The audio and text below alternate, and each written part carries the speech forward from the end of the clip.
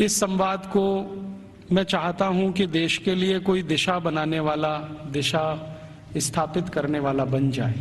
इस दृष्टि से मैं कुछ तथ्य आपके बीच रखना चाहता हूं। हमारे भारत की शिक्षा व्यवस्था के बारे में एक बार अंग्रेजों ने बहुत गंभीर और खराब टिप्पणी की थी।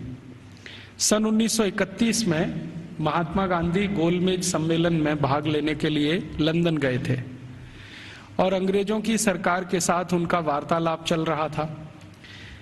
अंग्रेजों की तरफ से जो गांधी जी से संवाद करने वाली टीम थी या उनका जो समूह था, उस समूह के जो बहुत प्रमुख लोगों में से एक, उन्होंने गांधी जी को एक बहुत खराब बात कही। उन्होंने ये कहा कि अगर अंग्रेज भारत नहीं आते तो भारत की शिक्षा व्यवस्था तो कभी भी बन नहीं पाती। गांधी जी ने इसका विरोध किया और उन्होंने कहा कि अगर अंग्रेज नहीं आते तो भारत की शिक्षा व्यवस्था ज्यादा अच्छी होती, क्योंकि अंग्रेजों के आने के पहले की भारत की शिक्षा व्यवस्था बहुत ही उत्तम थी। ये गांधी जी ने कहा।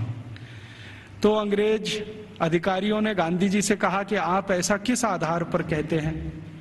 तो गांधी जी ने कहा कि मेरे देश को मैंने बहुत नजदीक से देखा है, गांव-गांव में मैंने प्रवास किया है, वहां जो कुछ भी शिक्षा व्यवस्था के पुराने खंडहर दिखाई दे रहे हैं, उनके आधार पर मैं कह सकता हूं कि भूतकाल में हमारी शिक्षा व्यवस्था बहुत अच्छी थी और बहुत मजबूत थी।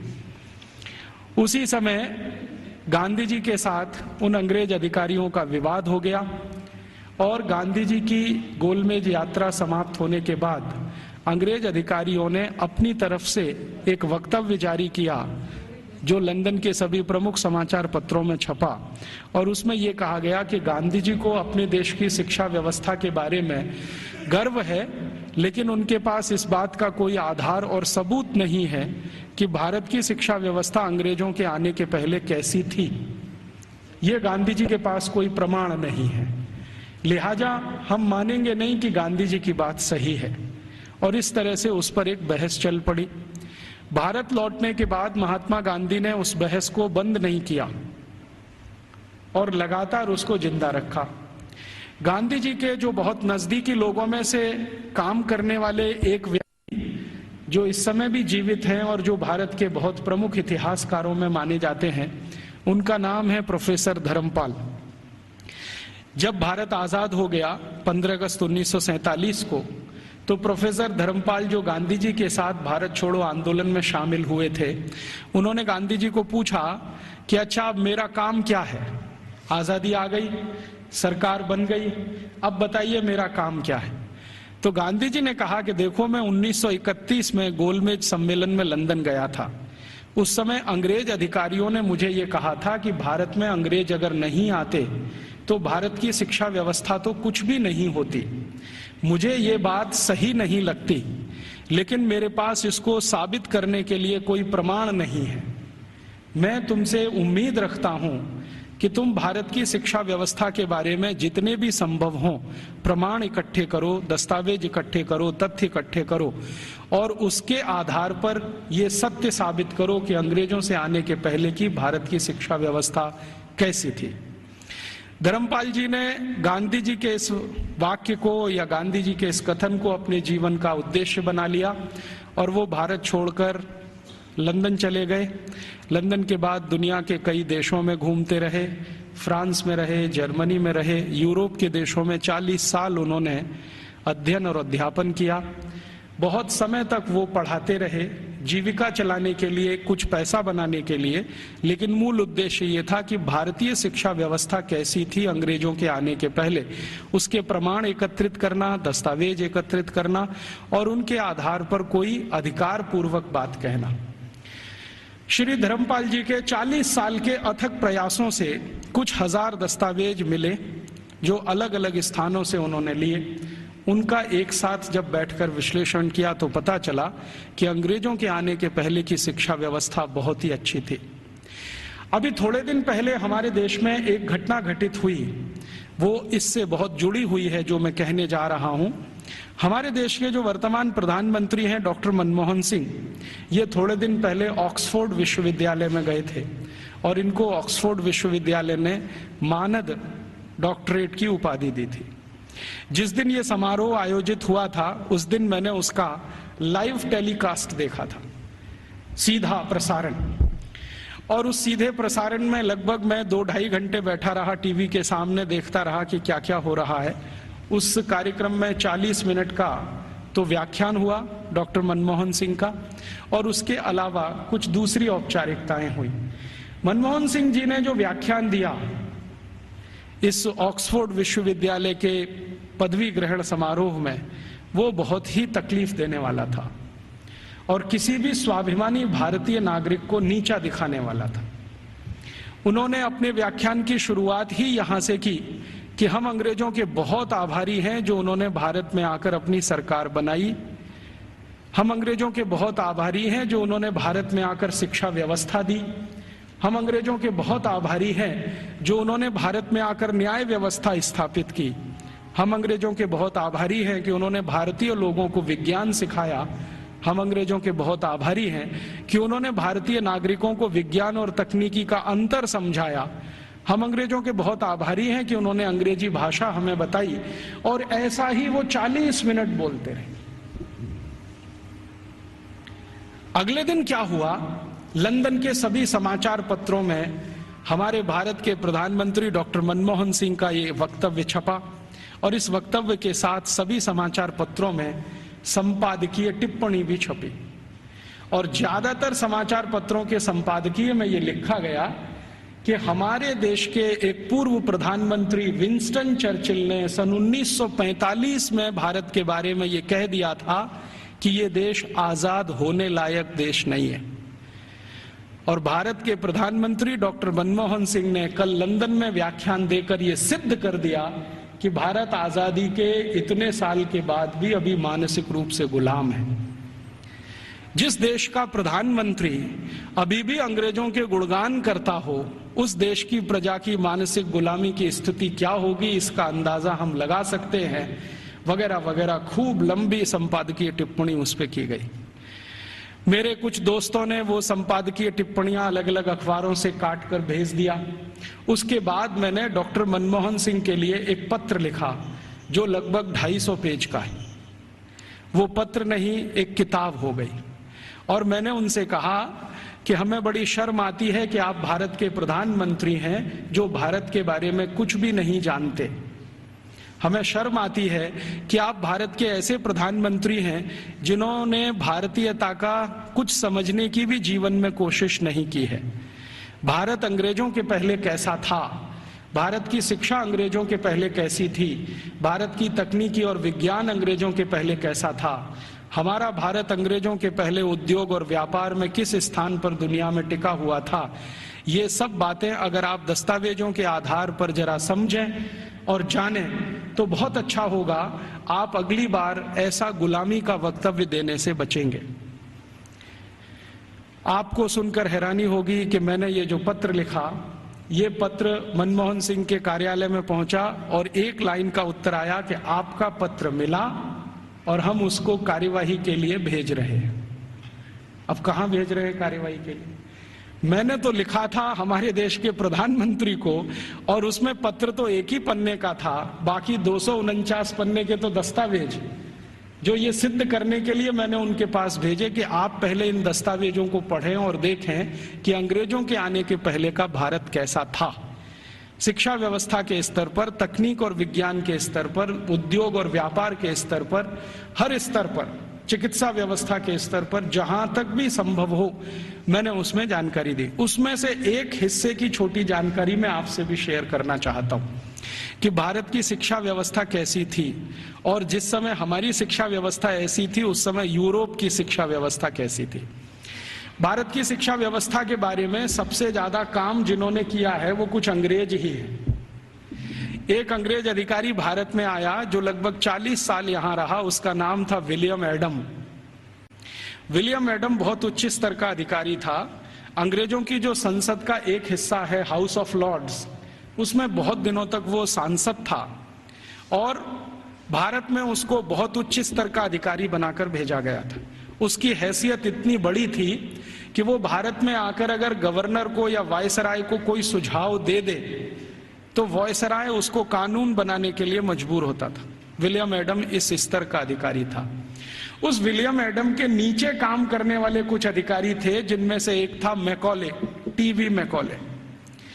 मैकॉले की तो आपने बार बार चर्चा सुनी है, बार बार नाम भी सुना है, लेकिन विलियम एडम के बारे में शायद आप में से कम लोग जानते होंगे, क्योंकि ये मैकॉले का बॉस था।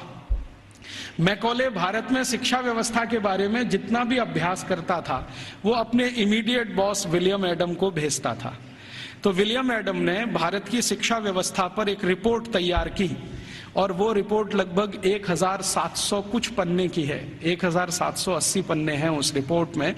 वो रिपोर्ट संसद में पेश की गई, संसद माने अंग्रेजों की संसद में, हाउस ऑफ कॉमन्स में पेश की गई, और इस रिपोर्ट के आधार पर अंग्रेजों को पता चला कि भारत की शिक्षा व्यवस्था कैसी है। विलियम एडम की रिपोर्ट में से कुछ तथ्य मैं आपको देता हूं जो इस समय अंग्रेजी संसद के रिकॉर्ड्स पर हैं। आप जानते हैं कि हाउस ऑफ कॉमन्स और हाउस ऑफ लॉर्ड्स में जो भी बहस होती है वो सभी रिकॉर्ड में रहती है, और जो रिकॉर्ड में आ जाती है वो उनका डॉक्यूमेंट्स बन जाती है, दस्तावेज बन जाती है। और फिर ब्रिटिश पार्लियामेंट की एक प्रेस है जिसको हंसार्ड कहते हैं, वो जरूरत पड़ने पर समय समय पर ये डॉक्यूमेंट्स को प्रकाशित करती रहती है। तो भारत की शिक्षा व्यवस्था पर विलियम एडम की रिपोर्ट, जिसमें जगह जगह पर मैकॉले की दी गई टिप्पणी, मैं पहले मैकॉले की एक छोटी सी लाइन आपको सुना देता हूं। मैकॉले और विलियम एडम भारत की शिक्षा व्यवस्था के बारे में अंग्रेजों की संसद में जब बात कर रहे हैं तो घंटों घंटों उन्होंने बात की है।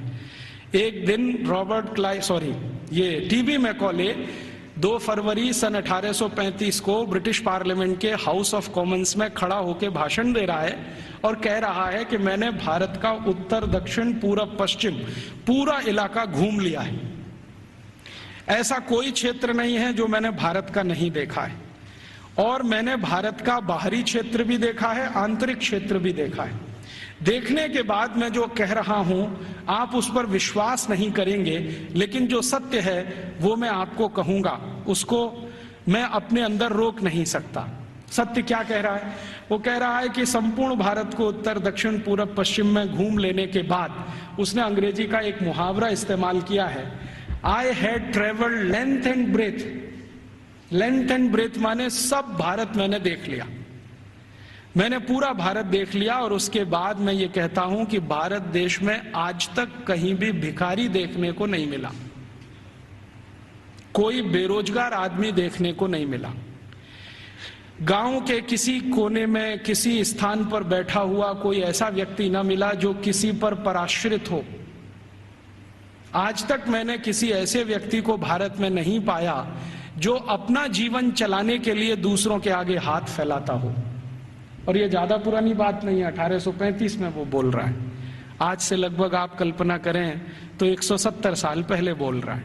तो 170 साल पहले इस देश में कोई भिखारी नहीं था। जरा ध्यान से सुनिए इस बात, कोई भिखारी नहीं, कोई बेरोजगार नहीं।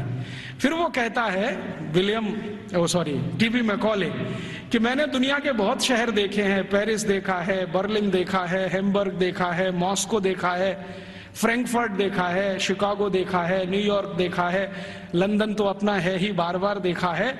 लेकिन इन सभी शहरों की कुल संपत्ति भारत के एक शहर से भी बहुत कम है। तो उसको पूछा गया प्रश्न कि बताओ वो कौन सा शहर है? तो कहता भारत का एक शहर सूरत, और यूरोप के सारे शहर एक बाजू में, तो भी सूरत इन सभी पे भारी पड़ता है। इतनी संपत्ति, इतना धन मैंने उस शहर में देखा है। और वो कहता है कि इतना धन और संपत्ति जिस समाज के पास हो, उस समाज को गुलाम बनाना एकदम मुश्किल है। वो ये कहता है, मैं ये तो नहीं कहता कि असंभव है, लेकिन मुश्किल बहुत है। फिर वो कहता है कि मैं एक सुझाव देना चाहता हूं ब्रिटिश गवर्नमेंट को, सरकार को, कि अगर भारत को गुलाम बनाना हो तो इनका वैभव, इनका धन, इनकी संपत्ति को खत्म करो। तो फिर ब्रिटिश पार्लियामेंट के सांसद उसको पूछ रहे हैं कि भारत का धन, भारत का वैभव और भारत की संपत्ति को खत्म करने के लिए तुम्हारे पास क्या योजना है? तो कहता है भारत की शिक्षा व्यवस्था को खत्म करो। वो कहता है कि भारत में जितना भी धन है, संपत्ति है, वैभव है, ये भारत की शिक्षा व्यवस्था के कारण है। तो कोई सांसद पूछ लेता है कि अच्छा बताओ भारत की शिक्षा व्यवस्था कैसी है, तो कहता है कि भारत की शिक्षा व्यवस्था में सबसे पहला सत्य यह है कि यहां निरक्षरता नहीं है, माने लिटरेसी कंप्लीट है। तो उसको पूछा गया क्या संपूर्ण भारत में एक जैसा है, तो कहता है दक्षिण भारत में लिटरेसी 100% है। दक्षिण भारत का माने कर्नाटक, आंध्र प्रदेश, तमिलनाडु, केरल। तो कहता है दक्षिण में तो 100% है, पश्चिम भारत में 98% है, 98% है, उत्तर भारत में लगभग 82% के आसपास है, मध्य भारत और बचे हुए भारत में लगभग 87% के आसपास है। तो मैं कह सकता हूं कि लगभग भारत साक्षर है। उसी समय एक दूसरा सांसद खड़ा होकर पूछता है कि अच्छा आप ये बता सकते हैं कि इंग्लैंड की स्थिति क्या है। तो उन्होंने कहा ये मैं तो नहीं बता सकता, एजुकेशन मिनिस्टर बैठे हैं वो बताएं। तो एजुकेशन मिनिस्टर खड़े होकर बोलते हैं कि जब भारत की साक्षरता लगभग 100% है, उस समय इंग्लैंड माने 3 राज्यों का समूह, अभी जिसको आजकल ब्रिटेन कहा जाने लगा है, स्कॉटलैंड, आयरलैंड और न्यू साउथ वेल्स मिला के, तो वो कहते हैं कि ये जो 3 राज्यों का समूह है जिसको ब्रिटेन कहा जाता है, इसमें कुल साक्षरता 17% भी नहीं है। 17% भी नहीं है। 17% माने 17। तो फिर पूछ रहे हैं कि भाई कारण क्या है इसका, भारत में इतनी साक्षरता और हमारे यहाँ कुछ भी नहीं। तो वो कह रहा है टीवी मैकॉले के इस समय भारत में 7,32,000 रेवेन्यू विलेजेस हैं, राजस्व वाले गांव। तो नॉन रेवेन्यू वाले, उसने कहा वो मुझे नहीं मालूम। वो कह रहा 7,32,000 राजस्व गांव हैं और ऐसा एक भी राजस्व गांव नहीं है जहां पर स्कूल की व्यवस्था नहीं है। तो फिर उसको प्रश्न पूछा गया कि क्या भारत के लोग इसको स्कूल कहते हैं, तो उन्होंने कहा नहीं, मैंने कहा है स्कूल, भारत के लोग इसको गुरुकुल कहते हैं। उसने गुरुकुल को स्कूल में ट्रांसलेट किया है। बाद में वो कहता है कि शायद मेरे पास कोई शब्द नहीं है जो गुरुकुल के बराबर हो तो मैं स्कूल कहता हूं।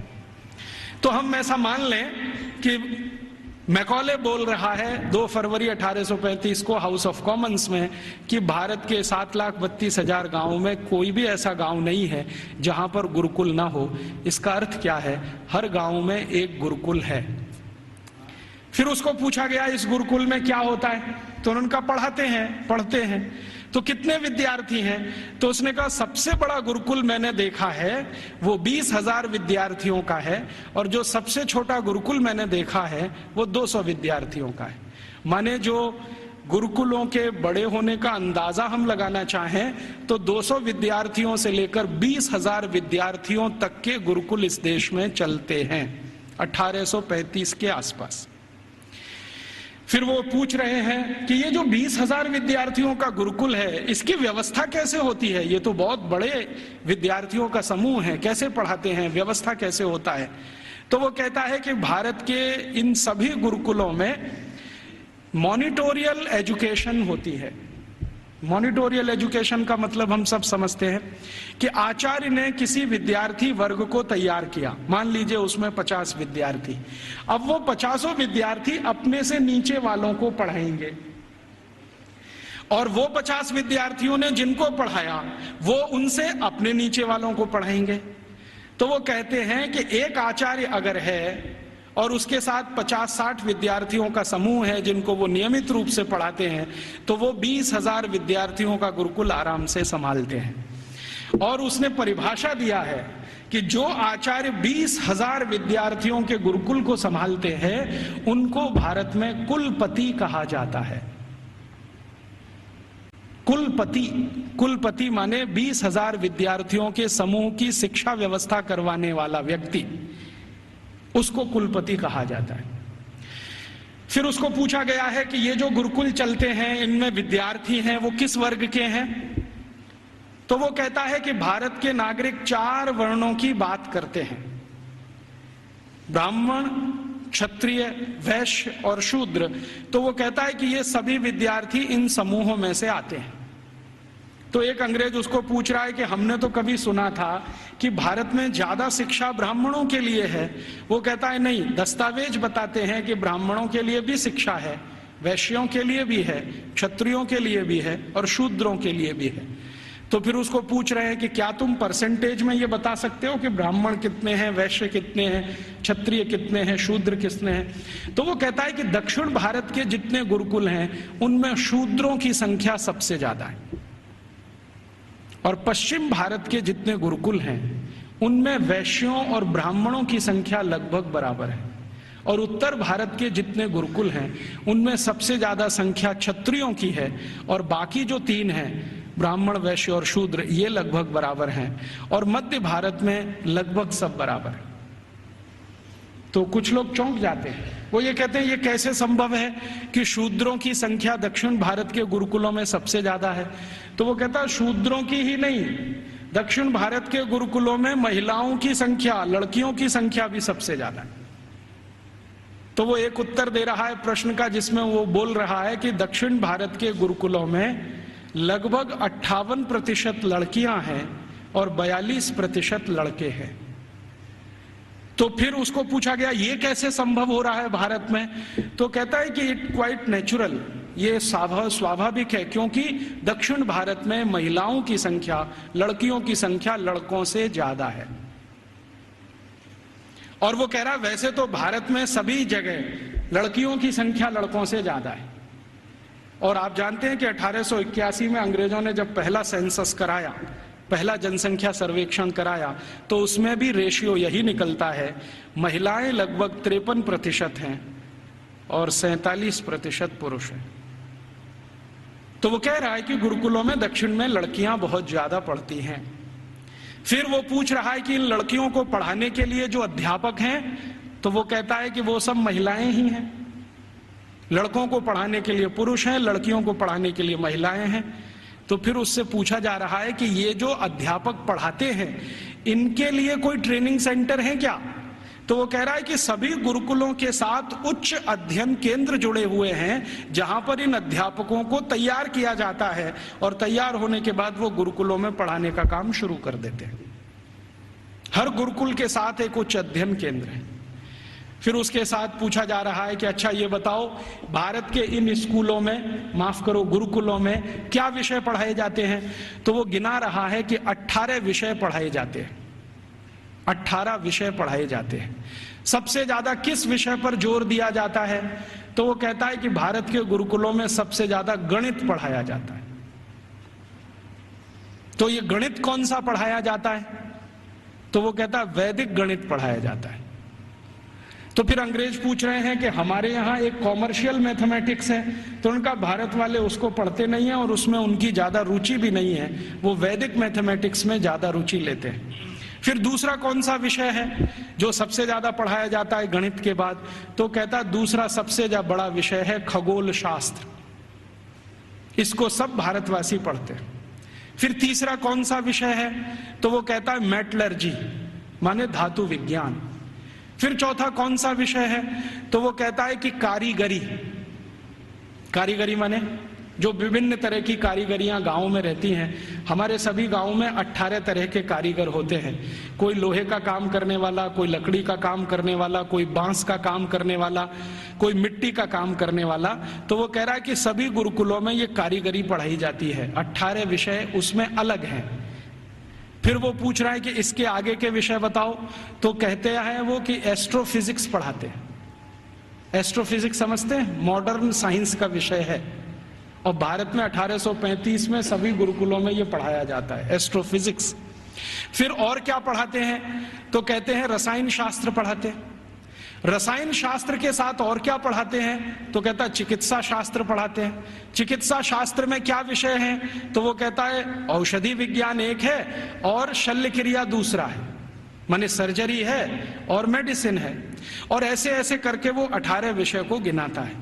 तो फिर वो पूछते हैं कि कैसे संभव है कि भारत के विद्यार्थी ये 18 विषय पढ़ लेते हैं। तो वो बताता है कि भारत के विद्यार्थियों को गुरुकुल में जब प्रवेश मिलता है तो वो सामान्य रूप से 5 वर्ष के होते हैं, और जब वो गुरुकुल से पढ़कर निकलते हैं तो उनकी उम्र 21 और 22 वर्ष की होती है। लगभग उनको इतना समय मिलता है 15 साल का, जितने में वो सब पढ़ लेते हैं। तो फिर उनको पूछा गया कि ये विषय कैसे पढ़ाए जाते हैं, रोज पढ़ाए जाते हैं? तो उसने कहा नहीं नहीं, रोज नहीं पढ़ाए जाते, एक एक करके पढ़ाए जाते हैं। एक एक करके पढ़ाए जाते हैं माने एक विषय लिया और उसको पूरे 1 साल पढ़ाया, या 8 महीने पढ़ाया, या 9 महीने पढ़ाया। जब वो पूरा हो गया तब उसको छोड़ा, फिर दूसरा विषय लिया, फिर तीसरा विषय लिया। ऐसे करके 15-16 साल में सब विषय पढ़ाए जाते हैं। फिर वो पूछ रहा है परीक्षा कैसे होती है? तो उनका भारत में परीक्षा होती नहीं है, परीक्षा नहीं होती है। तो कैसे पता चलता है? वो पूछ रहे हैं बहुत सारे एमपीज की इवैल्यूएशन का तरीका क्या है। तो उन्होंने कहा कि यहाँ के जो आचार्य और शिक्षक होते हैं वो विद्यार्थियों को जब एक विषय पूरा पढ़ा देते हैं तो उसी के आधार पर उनके कौशल को जानने के लिए, हुनर को परखने के लिए कुछ काम उनको दे दिए जाते हैं। वो काम कितनी कुशलता से करते हैं इसके आधार पर तय होता है। ये नहीं है कि क्लासरूम में बैठकर 3 घंटे का कोई क्वेश्चन पेपर सॉल्व कर रहे हैं, क्लासरूम में रट लिया है और आंसर शीट पर वॉमिटिंग कर रहे हैं। ऐसा नहीं है भारत में। उसने मजाक में कहा है लेकिन ये गंभीर है समझने के लिए। तो उसको पूछा गया है कि अच्छा आप जरा बताओ कि हमारी इंग्लैंड की स्थिति क्या है, अगर ऐसी शिक्षा भारत में है तो इंग्लैंड में। तो कहता है जी इंग्लैंड में तो अभी 17% ही साक्षरता नहीं है। और वो कह रहा है कि जब भारत में 7,32,000 गुरुकुल है तो पूरे इंग्लैंड में कुल मिलाकर 240 भी स्कूल नहीं है, और जो स्कूल हैं उनमें गणित पढ़ाना तो किसी को नहीं आता है। वो एक ही विषय पढ़ाते हैं और वो है बाइबल, और कुछ पढ़ाने को इनको नहीं है। मुझे थोड़ा इंटरेस्ट आया विलियम एडम की रिपोर्ट पढ़ने के बाद, तो मैंने इंग्लैंड के पिछले 400 साल के इतिहास के दस्तावेज इकट्ठे किए। तो पता चला कि इंग्लैंड में 16वीं शताब्दी तक तो कोई भी स्कूल नहीं था। आप जरा ध्यान से सुनना इन बातों। 16वीं शताब्दी तक तो कोई स्कूल नहीं था। ईस्ट इंडिया कंपनी जब भारत आई है तब उनके यहाँ एक स्कूल खुला था, चर्च के पिछवाड़े में, गैरेज में। गैरेज समझते हैं, जहां गाड़ियां खड़ी की जाती हैं। एक गैरेज हुआ करता था जो मुश्किल से 15-20 फीट लंबा, 15-20 फीट चौड़ा, लंदन के एक चर्च में। ये लंदन में आप कभी जाएं तो उनका जो स्क्वायर है जहां पर उनकी पार्लियामेंट है उसके बगल में वो चर्च आज भी है। तो उसकी पीछे के हिस्से में एक छोटे से में स्कूल खुला था जो उनको पढ़ाता था बाइबल। तो बाइबल पढ़ाने वाले स्कूल उनके यहाँ शुरू हुए, उसके पहले तो कोई स्कूल ही नहीं था। तो इंग्लैंड और यूरोप के इतिहास क्या बताते हैं शिक्षा के बारे में, तो आप जरा सोचो और सुनो। यूरोप का जो सबसे बड़ा इतिहासकार, सबसे बड़ा दार्शनिक, सबसे बड़ा फिलोसोफर, सबसे बड़ा सब कुछ, जो यूरोप में भगवान के अगला अवतार माना जाता है, उसका नाम है प्लेटो। प्लेटो सबसे महान। वो ये कहते हैं ये तो ईश्वर का ही अंश है। माने ईसा मसीह के बाद यूरोप में अगर किसी की इज्जत है तो वो प्लेटो की है। प्लेटो के बारे में यूरोप के सारे अर्थशास्त्री, सारे के सारे दूसरे शास्त्री, चाहे वो फिजिक्स वाले हों, केमिस्ट्री के हों, बॉटनी के हों, जूलॉजी के हों, इंजीनियरिंग के हों, मेडिकल के, सब मानते हैं the whole of the European civilisation is a foot note of Plato. मतलब यूरोप की पूरी सभ्यता जो है ना, प्लेटो के फुटनोट जैसी है। माने प्लेटो ने जितना कुछ लिख दिया है वो किसी पुस्तक के फुटनोट में अगर है तो उतनी ही पूरी यूरोप की सभ्यता है। मतलब यूरोप की सभ्यता का जनक प्लेटो ही है। प्लेटो ने अपनी जिंदगी में कई महत्वपूर्ण पुस्तकें लिखी हैं, उनमें से 2 का जिक्र करता हूं। एक पुस्तक उसकी जो दुनिया में सबसे ज्यादा चर्चित हुई है, द रिपब्लिक, गणतंत्र, और दूसरी पुस्तक जो बहुत चर्चित है पूरी दुनिया में, लॉज, LAWS, लॉज। ये 2 किताबें प्लेटो की सारी दुनिया में सबसे ज्यादा पढ़ाई जाती हैं, बहुत चर्चा होती है। द रिपब्लिक में प्लेटो लिखता है कि शिक्षा की जरूरत सभी को नहीं होती। शिक्षा की जरूरत सभी को नहीं होती। समाज का जो प्रभु वर्ग है, प्रभु वर्ग से मतलब सरकार चलाने वाला वर्ग, राजा और राजा के नजदीक, इन्हीं को शिक्षित होना चाहिए, बाकी को शिक्षित होने की जरूरत ही नहीं होती। क्यों?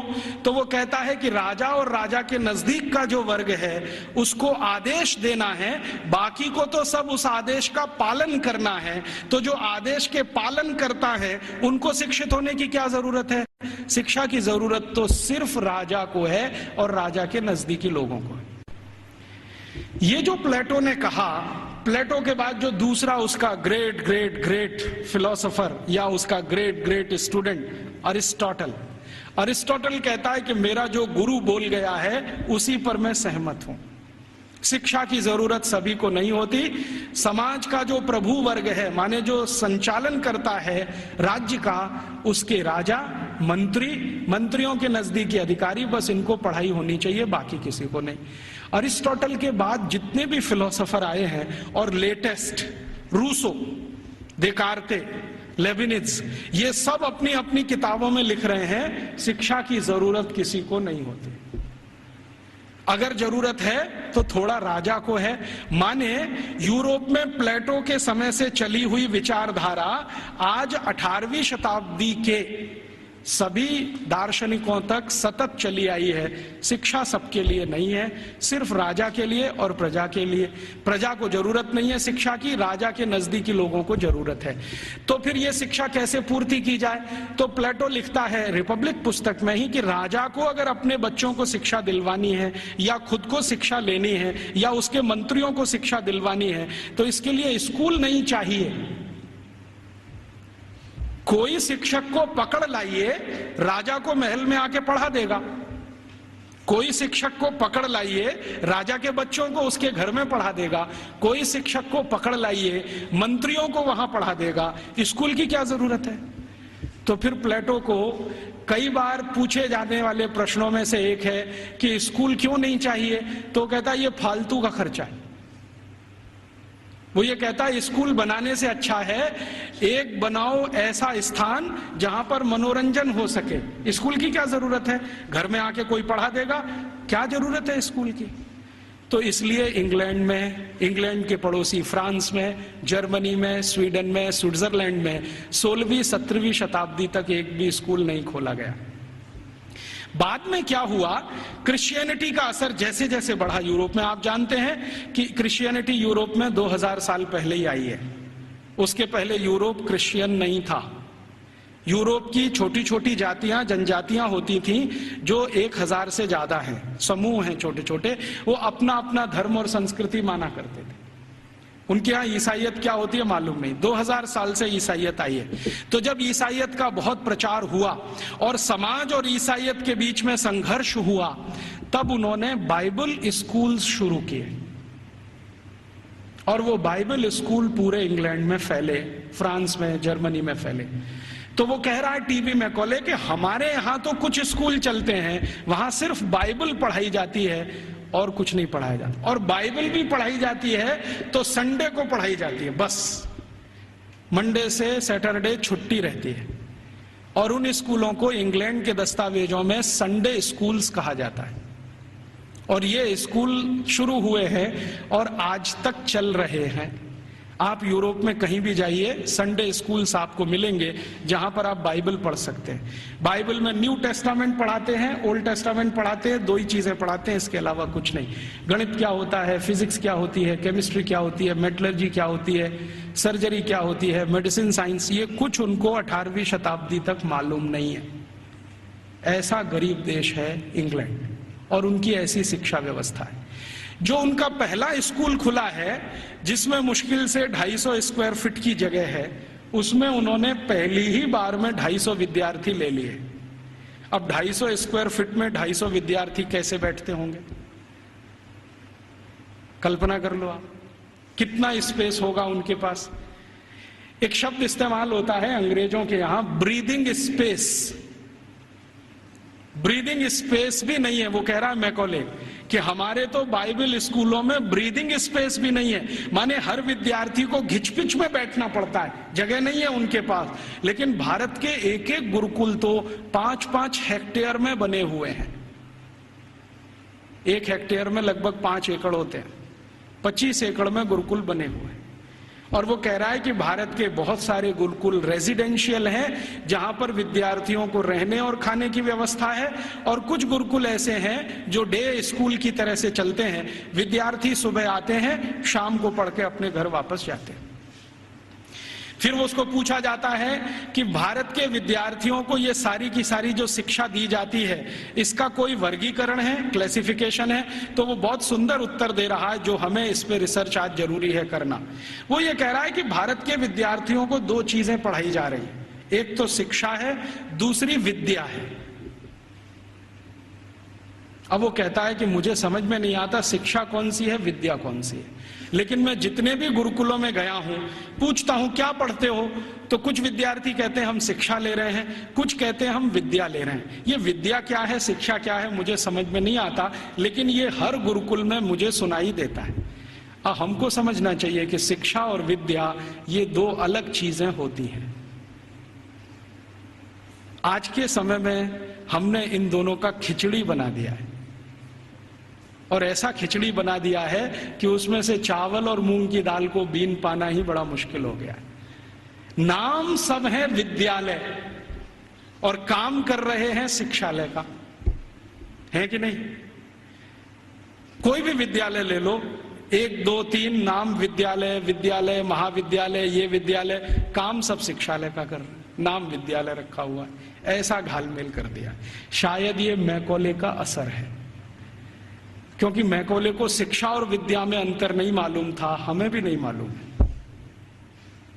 हम जानते नहीं है कि विद्या क्या होती है और शिक्षा क्या होती है। विद्या जो है ना, अपनी जिंदगी को अध्यात्म के रास्ते पर ले जाने वाली, अपने जीवन को ऊंचा उठाने वाली, आत्मा का परमात्मा से मेल कराने वाली, मनुष्य शरीर छूटने के बाद हमारी आत्मा परमात्मा से मिल जाए, इन सब बातों को सिखाने वाली, धर्म क्या है, अधर्म क्या है, न्याय क्या है, अन्याय क्या है, श्रेय क्या है, अश्रेय क्या है, छोड़ने वाला क्या है, ग्रहण करने लायक क्या है, ये सब ज्ञान देने वाली या विवेक देने वाली ये तो है विद्याएं।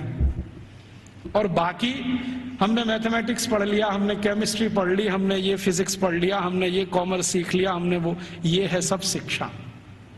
तो कह रहा है कि भारत के सभी गुरुकुलों में विद्या है और शिक्षा है, लेकिन वो उसको इतना समझ में आ गया है कि ये जो विद्या है वो शिक्षा से ऊंची है। इसलिए भारत में गुरुकुल में जाने वाला सभी अपने को विद्यार्थी कहता है, शिक्षार्थी कोई नहीं कहता अपने को, क्योंकि मूल जो वो सीखने आया है वो कुछ और सीखने आया है। खाली गणित सीखने नहीं आया है, या खाली कॉमर्स सीखने नहीं आया, या खाली मेटलर्जी सीखने नहीं आया, विद्या सीखने आया। इसलिए विद्यार्थी कहलाना वो पसंद करता है अपने आप को। और वो कहता है कि जितनी ऊंची कल्पना भारत में है विद्या और शिक्षा की, हम तो उसके दूर दूर कहीं नजदीक तक नहीं है। फिर उसको पूछा जाता है कि अच्छा ये बताओ कि भारत में हायर स्टडीज सेंटर हैं क्या? तो कहता हाँ हैं। कितने हैं? तो संख्या गिना रहा है 15,800 कुछ। हायर स्टडीज सेंटर का मतलब क्या है? हायर स्टडीज सेंटर का माने विश्वविद्यालय। उनकी जो परिभाषा है ना, उस परिभाषा में विश्वविद्यालय, हायर स्टडीज सेंटर।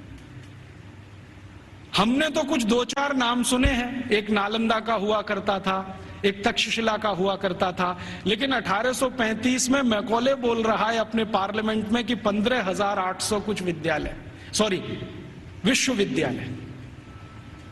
और वो ये कह रहा है कि ये जितने भी विश्वविद्यालय हैं ये किसी एक विषय के निपुण हैं, कोई एक विषय। जैसे वो नाम लिख के बता रहा है, मेरे पास ये सब नाम है 15,800 और उसकी सीडी है। अगर एलसीडी प्रोजेक्टर हो तो मैं आपको दिखा सकता था। लैपटॉप मेरे पास अभी है, उसमें सब फीड किया हुआ है। एक विद्यालय है, माफ करिए विश्वविद्यालय है, अमरावती विश्वविद्यालय। अमरावती विश्वविद्यालय मशहूर है किस बात के लिए? वो मेटलर्जी के लिए मशहूर है, धातु विज्ञान सिखाया जाता है। और पूरा विश्वविद्यालय धातु विज्ञानियों से भरा हुआ है। और धातु विज्ञान कई तरह का है, जैसे कच्चे लोहे से फौलाद बनाना, जैसे जमीन में से लोहा तांबा लोहा तांबा सिल्वर माने चांदी और सोना, ये जो दूसरी दूसरी बेशकीमती धातुएं निकलती हैं, इनका एक्सट्रैक्शन कैसे किया जाए ये सिखाने वाला। माने आज जो हमारे यहाँ आईआईटीज में सिखाया जाता ना मेटलर्जी में, वही वहां उस समय यूनिवर्सिटीज में सिखाया जाता। फिर वो कह रहा है एक विश्वविद्यालय में गया था, कांगड़ा विश्वविद्यालय, कांगड़ा माने हिमाचल, तो वो किसके लिए मशहूर है? तो कह रहा है ये सर्जरी के लिए मशहूर है। तो उसको पूछा जा रहा है कि किस तरह की सर्जरी होती है, तो कहता है जी हम सोच नहीं सकते वैसी सर्जरी होती है। और उसको उसने शब्द दिया है जिसको आज के इक्विवेलेंट अगर मैं कहूं तो राइनोप्लास्टी। राइनोप्लास्टी सर्जरी का लेटेस्ट साइंस है 21वीं शताब्दी का, जिसमें आपके शरीर के किसी अंग के चमड़े को निकालकर किसी दूसरे अंग पे लगा दिया जाए। और ये 1835 में वो बोल रहा है कि कांगड़ा विश्वविद्यालय में तो ये सब सिखाया जाता है और सब सीखते हैं राइनोप्लास्टी। तो वो कहता है मैंने मेरी आंखों से एक ऑपरेशन देखा है जिसमें पैर के नीचे के हिस्से से माने घुटने से नीचे के हिस्से से चमड़ी निकालकर नाक पर लगाई गई, और वो कहता है 21 दिन में वो पूरा ठीक हो गया है, पता ही नहीं चलता है कि इसका कोई ऑपरेशन हुआ है। ग्राफ्टिंग जिसको कहते हैं, स्किन ग्राफ्टिंग। और ये 1835 में भारत में होता है। कांगड़ा विश्वविद्यालय का उसने लंबा डिस्क्रिप्शन किया है कि मैंने ऐसा देखा, मैंने वैसा देखा। फिर इसी तरह एक अंग्रेज अधिकारी है, वो खड़ा होकर चिल्लाने लगता, हाँ मैंने भी देखा है, कर्नल कूट उसका नाम। जैसे ही उसने सुना तो वो भी खड़ा हो गया, उसने कहा मैंने भी देखा है, एक बार मैं भारत देश गया था, हैदर अली के साथ मैंने युद्ध लड़ा था, हैदर अली ने मुझे परास्त कर दिया था, मेरी नाक काट दी थी, मैं कटी हुई नाक लेके वहां से भागा था, और बेलगाम नाम का भारत में कोई एक गांव है, वहां के एक वैद्य ने मेरी नाक का ऑपरेशन किया था और जोड़ दिया था, और अभी वो नाक मेरी ऐसी है। वो खड़े होकर बोल रहा। तो उसको सब सांसद पूछ रहे हैं कि अच्छा तुम्हारी नाक ही काटी थी, सिर क्यों नहीं काटा? क्योंकि तुम तो परास्त हो गए थे, तो तुम्हारा सिर क्यों नहीं काट दिया? तो वो कहता है भारत के राजा बड़े दयालु हैं, उनके मन में बड़ी दया है, दुश्मन को भी पूरा मारते नहीं है, अंग भंग करके छोड़ देते हैं, और भारत में नाक कटना ही बहुत बड़ी बदनामी की बात है, हमारे यहां ऐसा कुछ। तो ये कर्नल कूट के जो कहे हुए और मैकॉले के कहे हुए इन दस्तावेजों से अंदाजा लगता है कि सर्जरी कोई बहुत ऊंचे स्तर की थी। फिर इन सर्जरी को करने वाले जो आचार्य होते थे, उन आचार्यों के उपकरण कैसे हैं उसका वो डिस्क्रिप्शन कर रहा है। और आपको सुनकर आश्चर्य होगा कि सामान्य रूप से सर्जरी का एक आचार्य माने आज का MS मास्टर ऑफ सर्जरी, उस जमाने का आचार्य, तो वो कहते हैं कि सामान्य रूप से एक आचार्य के पास कम से कम 500 इंस्ट्रूमेंट्स तो होते ही हैं। वो कहता 20 तरह की तो उनके पास क्लिप्स है, ये जो 2 वाली होती है ना पकड़ के, 20 तरह की, और सभी उच्च स्तर के लोहे से बनी हुई, जिनमें कभी जंग नहीं लगता। फिर वो कहता भारतवासी बिना जंग का लोहा बनाना तो 10वीं शताब्दी से जानते हैं, हमने उनसे ही सीखा है, हमको लोहा बनाने की तकनीक भारत से ही आई है, और ऐसा लोहा बनाना जानते हैं जिसपे कभी जंग नहीं लगती। वो आज भी कभी देखना हो तो चले जाइए, मेहरौली का खंबा खड़ा हुआ है। वो कहता है इनको ऐसा लोहा बनाना आता है तो इंस्ट्रूमेंट अच्छे अच्छे बना लेते हैं। और वो एक मजे की बात कह रहा है कि जिस समय इंग्लैंड में हम चिकित्सा कराते हैं अपनी कोई बीमारी की, तो उस समय 1835 में इंग्लैंड में चिकित्सा क्या होती है जरा सुनिए, और यहाँ कोई एलोपैथी डॉक्टर हैं तो वो जरा ध्यान से सुने। 1835 में इंग्लैंड में चिकित्सा व्यवस्था होती है तो क्या है, एक ही चिकित्सा है उनके पास, हिप्पोक्रेटिस मेडिसिनल सिस्टम। एक हिप्पोक्रेटिस नाम का कोई आदमी हुआ इंग्लैंड में, ईसा से करीब 250 साल पहले, सॉरी ग्रीस में हुआ, इंग्लैंड में नहीं ग्रीस में हुआ। तो उसने कुछ सिद्धांत दिए हैं, वही सिद्धांत एलोपैथी का मूल आधार है, सारे के सारे सिद्धांत। तो हिप्पोक्रेटिस क्या कहता है, वो कहता है शरीर में कोई भी बीमारी घुस गई तो उसका एक ही कारण है कि रक्त आपका दूषित हो गया है। कोई भी बीमारी हो, सर्दी हो गई, जुकाम हो गया, बुखार आ गया, खांसी हो गई, आपको डायरिया हो गया, डिसेंट्री हो गई, लंग इन्फेक्शन, कुछ भी हो गया, तो हिप्पोक्रेटिस एक ही बात में डायग्नोसिस देता है कि आपका रक्त दूषित है। अब इस दूषित रक्त को निकालो शरीर में से, यही चिकित्सा। तो वो कहता है कि भारतवासी चिकित्सा कैसी करते हैं और हमारे डॉक्टर कैसी करते हैं। वो कहता है कि जब मुझे बुखार आता है और मैं किसी डॉक्टर के पास जाता हूं तो वो मेरी हाथ की नस काट देता है और उसमें से खून निकलने लगता है, और वो कहता है ये खून जब तक निकलेगा नहीं तब तक बुखार तुम्हारा खत्म होगा नहीं। कभी कभी मुझे डर लगता है कि खून के साथ जान ना निकल जाए मेरी। और वो ये कहता है कि भारत में जो चिकित्सा व्यवस्था है इतनी अद्भुत है कि कुछ बुखार आ जाए, कितने से भी कितना बुखार आ जाए, वो कुछ चूरन खिला देते हैं और अगले दिन बुखार ठीक हो जाता है। अच्छा, ये जो कहानी उसने कही है, ये कहानी जॉर्ज वॉशिंगटन ने भी कही है। आप जानते हैं जॉर्ज वॉशिंगटन अमेरिका के राष्ट्रपति, और बल्कि पहले राष्ट्रपति, सबसे पहले राष्ट्रपति, अमेरिका की आजादी के बाद सबसे पहले राष्ट्रपति जॉर्ज वॉशिंगटन। आपको मालूम है उनकी मृत्यु कैसे हुई? उनको आया बुखार। तो ये जो हिप्पोक्रेटिस मेडिसिनल सिस्टम है ना, हाँ, एक ही सिस्टम है उनके पास, हिप्पोक्रेटिस मेडिसिनल सिस्टम, जिस पर उनके आप बहुत थीसिस लिखे गए हैं, बहुत काम हुए। तो उनको आ गया बुखार, और बुखार हो गया बहुत, 103 104 डिग्री। तो उनका डॉक्टर आया और उनके दोनों हाथों की नस काट गया, हाँ, और कहा कि ये खून बहने दो, अभी मैं सवेरे आऊंगा आपको देखने। तो दोनों हाथों की नस कटी और रात भर में इतना खून बह गया कि सवेरे जॉर्ज वॉशिंगटन मरे हुए मिले। ये है मॉडर्न एलोपैथिक सिस्टम। और मैकॉले कह रहा है कि जिस समय हम तो सिर्फ नस काट के खून निकाल के इलाज करते हैं, भारत के लोग पता नहीं क्या क्या जड़ी बूटियों से चूरन बनाते रहते हैं, पाउडर बनाते रहते हैं। और वो कहता है कि इनके कॉम्बिनेशन इतने परफेक्ट हैं कि 1-2 बार ही खाना पड़ता है, उसके बाद खाना ही नहीं पड़ता। फिर उसको पूछा गया, क्या तुमने कोई लिस्ट बनाई है ये जो चूरन में कॉम्बिनेशन है इसके? तो वो कहता है हाँ, मैं एक लिस्ट बना रहा हूं, उसमें कुछ मेडिसिनल हर्ब्स हैं, कुछ रूट्स हैं, कुछ प्लांट्स हैं। तो वो पूछ रहे हैं कितनी संख्या हो गई है? तो उसने कहा 16,000 तो हो गई है, पता नहीं आगे कितनी जाएगी। उस जमाने में तो कुछ लोग आश्चर्य से पूछ रहे हैं कि ये जो शिक्षा है, वहां चिकित्सा भी दे रहे हैं, सर्जरी भी दे रहे हैं, मेटलर्जी भी दे रहे हैं, वगैरह वगैरह, क्यों दे रहे हैं? तो वो कहते हैं, भारत के सभी आचार्य कहते हैं कि जीवन एकांगी नहीं है। अभी ये देखिए, ये फिलॉसफी की बात, जीवन एकांगी नहीं है, और चूंकि एकांगी नहीं है तो इसमें सब तरह के ज्ञान की जरूरत होती है। तो हर विद्यार्थी को सभी तरह का ज्ञान होना चाहिए, विशेषज्ञता उसको किसी एक में होनी चाहिए, ज्ञान उसको सब तरह का होना चाहिए। तो कहता है कि जो प्राइमरी लेवल की ज्ञान है वो सबको दी जाती है, मेडिसिन की, सर्जरी की, मेटलर्जी की, मैथमेटिक्स की।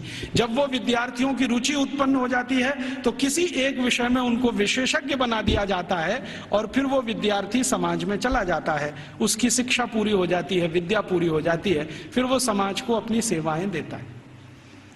और वो एक बहुत महत्व की बात कह रहा है कि भारत के विद्यार्थी इन सब गुरुकुलों से जब पढ़कर निकलते हैं तो उनको संकल्प कराया जाता है, संकल्प कराया जाता है। और संकल्प क्या कराया जाता है?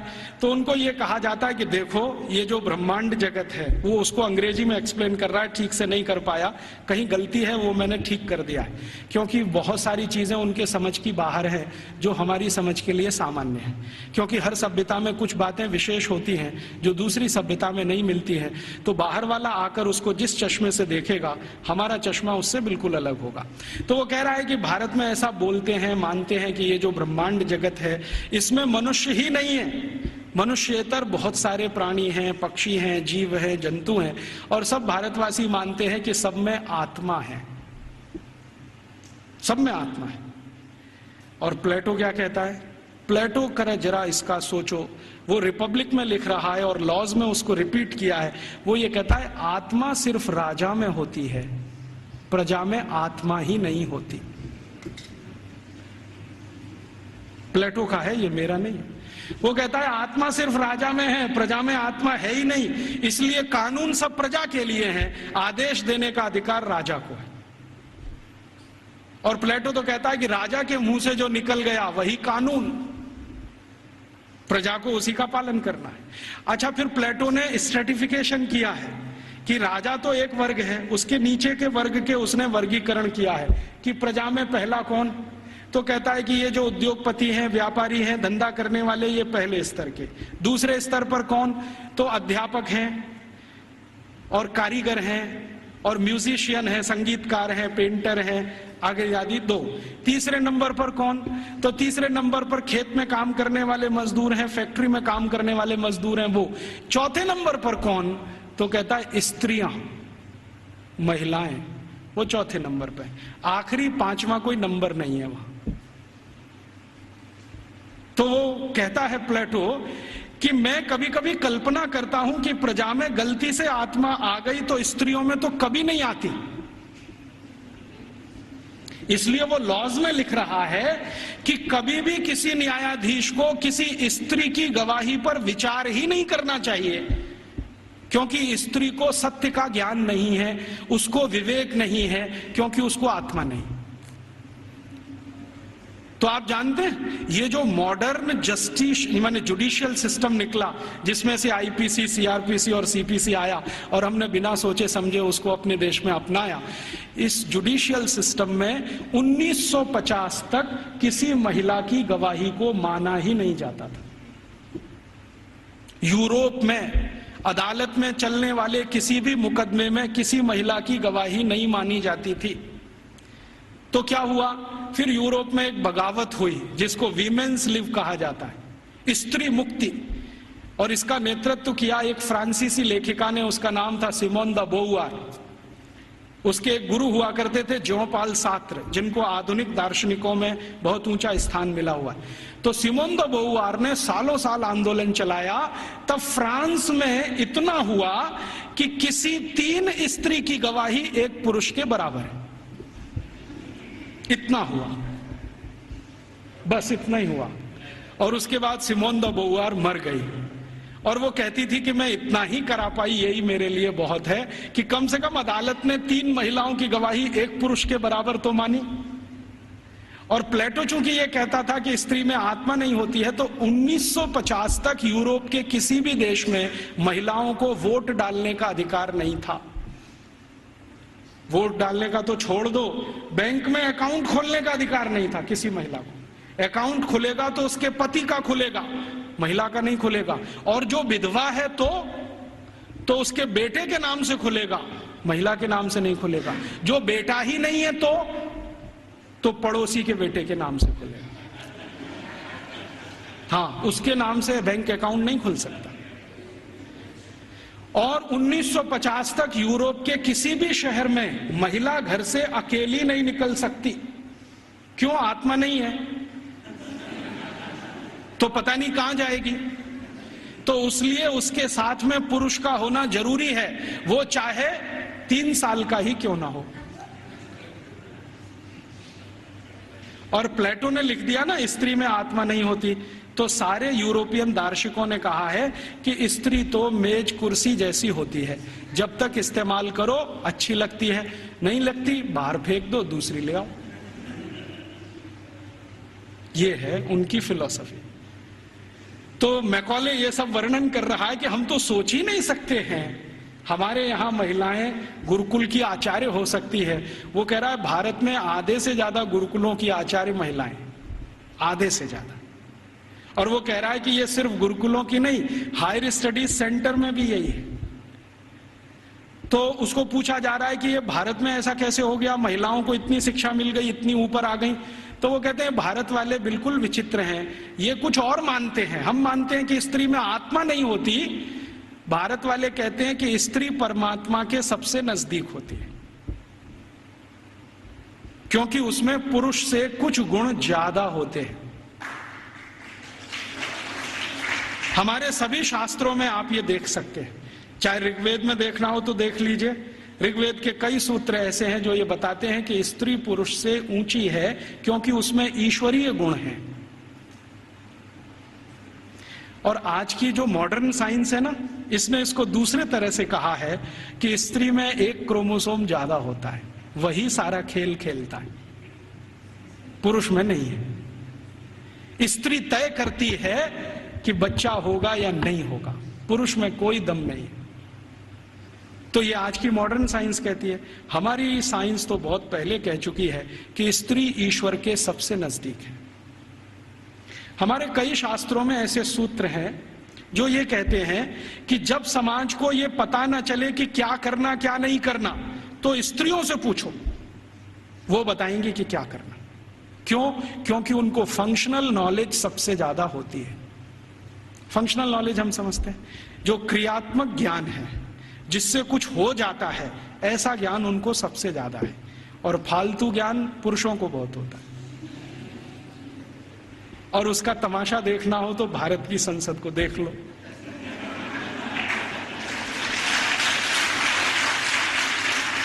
देखा आपने संसद में जो पुरुष सांसद हैं वो मां बहन की गालियां देते हैं और स्त्री सांसदों को चुपचाप निकल जाना पड़ता है। भारत में पता है क्या मान्यता है? भारत में मान्यता यह है कि भाषा का विकास स्त्रियों ने ही किया है। भाषा का विकास स्त्रियों ने ही किया है, पुरुष की ताकत नहीं है भाषा का विकास करने। क्यों? क्योंकि भारतीय भाषाओं में, भारतीय भाषाएं पता है? संस्कृत, तमिल, तेलुगु, कन्नड़, मलयालम, बंगाली माने बंगला, आसामी, उड़िया, ये सब भारतीय भाषाएं। और हिंदी उर्दू मिलने से पहले, अभी तो हिंदी नहीं रही है, उसमें बहुत कुछ उर्दू घुस गई है, फारसी पता नहीं क्या क्या घुस गया। तो हिंदी उर्दू मिलने से पहले और बाकी सब भारतीय भाषाएं। आपको मालूम है इनमें गालियां नहीं है, एक भी गाली नहीं है। और गाली नहीं है तो यह सिद्ध करता है कि यह भाषा स्त्रियों ने ही रची है। हाँ, क्योंकि स्त्रियों में कितना भी गुस्सा हो, गाली नहीं निकलती उनके मुंह से, क्योंकि ईश्वरीय गुण है उनमें कुछ। तो मैकॉले कह रहा है कि भारत में स्त्री ईश्वर के नजदीक है, परमात्मा के नजदीक है। और वो एक सूत्र सुना रहा है, पता नहीं उसको कहां से मिल गया। वो कहता है भारत के लोग ऐसा कहते हैं कि स्त्री के बिना मोक्ष नहीं होता। और ये एक दिन मुझे भी अनुभव हुआ है। मैं दक्षिण भारत में गया था, एक गांव में व्याख्यान देने। वो गांव में एक मंदिर है, बड़ा मशहूर मंदिर है। मैंने सोचा मैं भी दर्शन करूं, तो पुजारी ने कहा आप अंदर नहीं जा सकते। मैं पूछा क्यों? कि आप ब्रह्मचारी हैं। मैं पूछा तो क्या हुआ, ब्रह्मचारी हूं, अंदर नहीं जा सकता। नहीं जा सकते। क्यों नहीं जा सकता? कि आप पवित्र नहीं है। मैं पूछा वो कैसे? उन्होंने कहा पवित्रता तो स्त्री के आने के बाद ही आती है। हाँ, और वो ब्रह्मचारी ने इतनी गंभीरता से कहा कि मैं देखने लगा उसका चेहरा, ये बोल क्या रहा है। तो उसने कहा कि स्त्री के जीवन में आने के बाद ही पुरुष पवित्र होता है, उसके पहले तो वो लंपट होता है।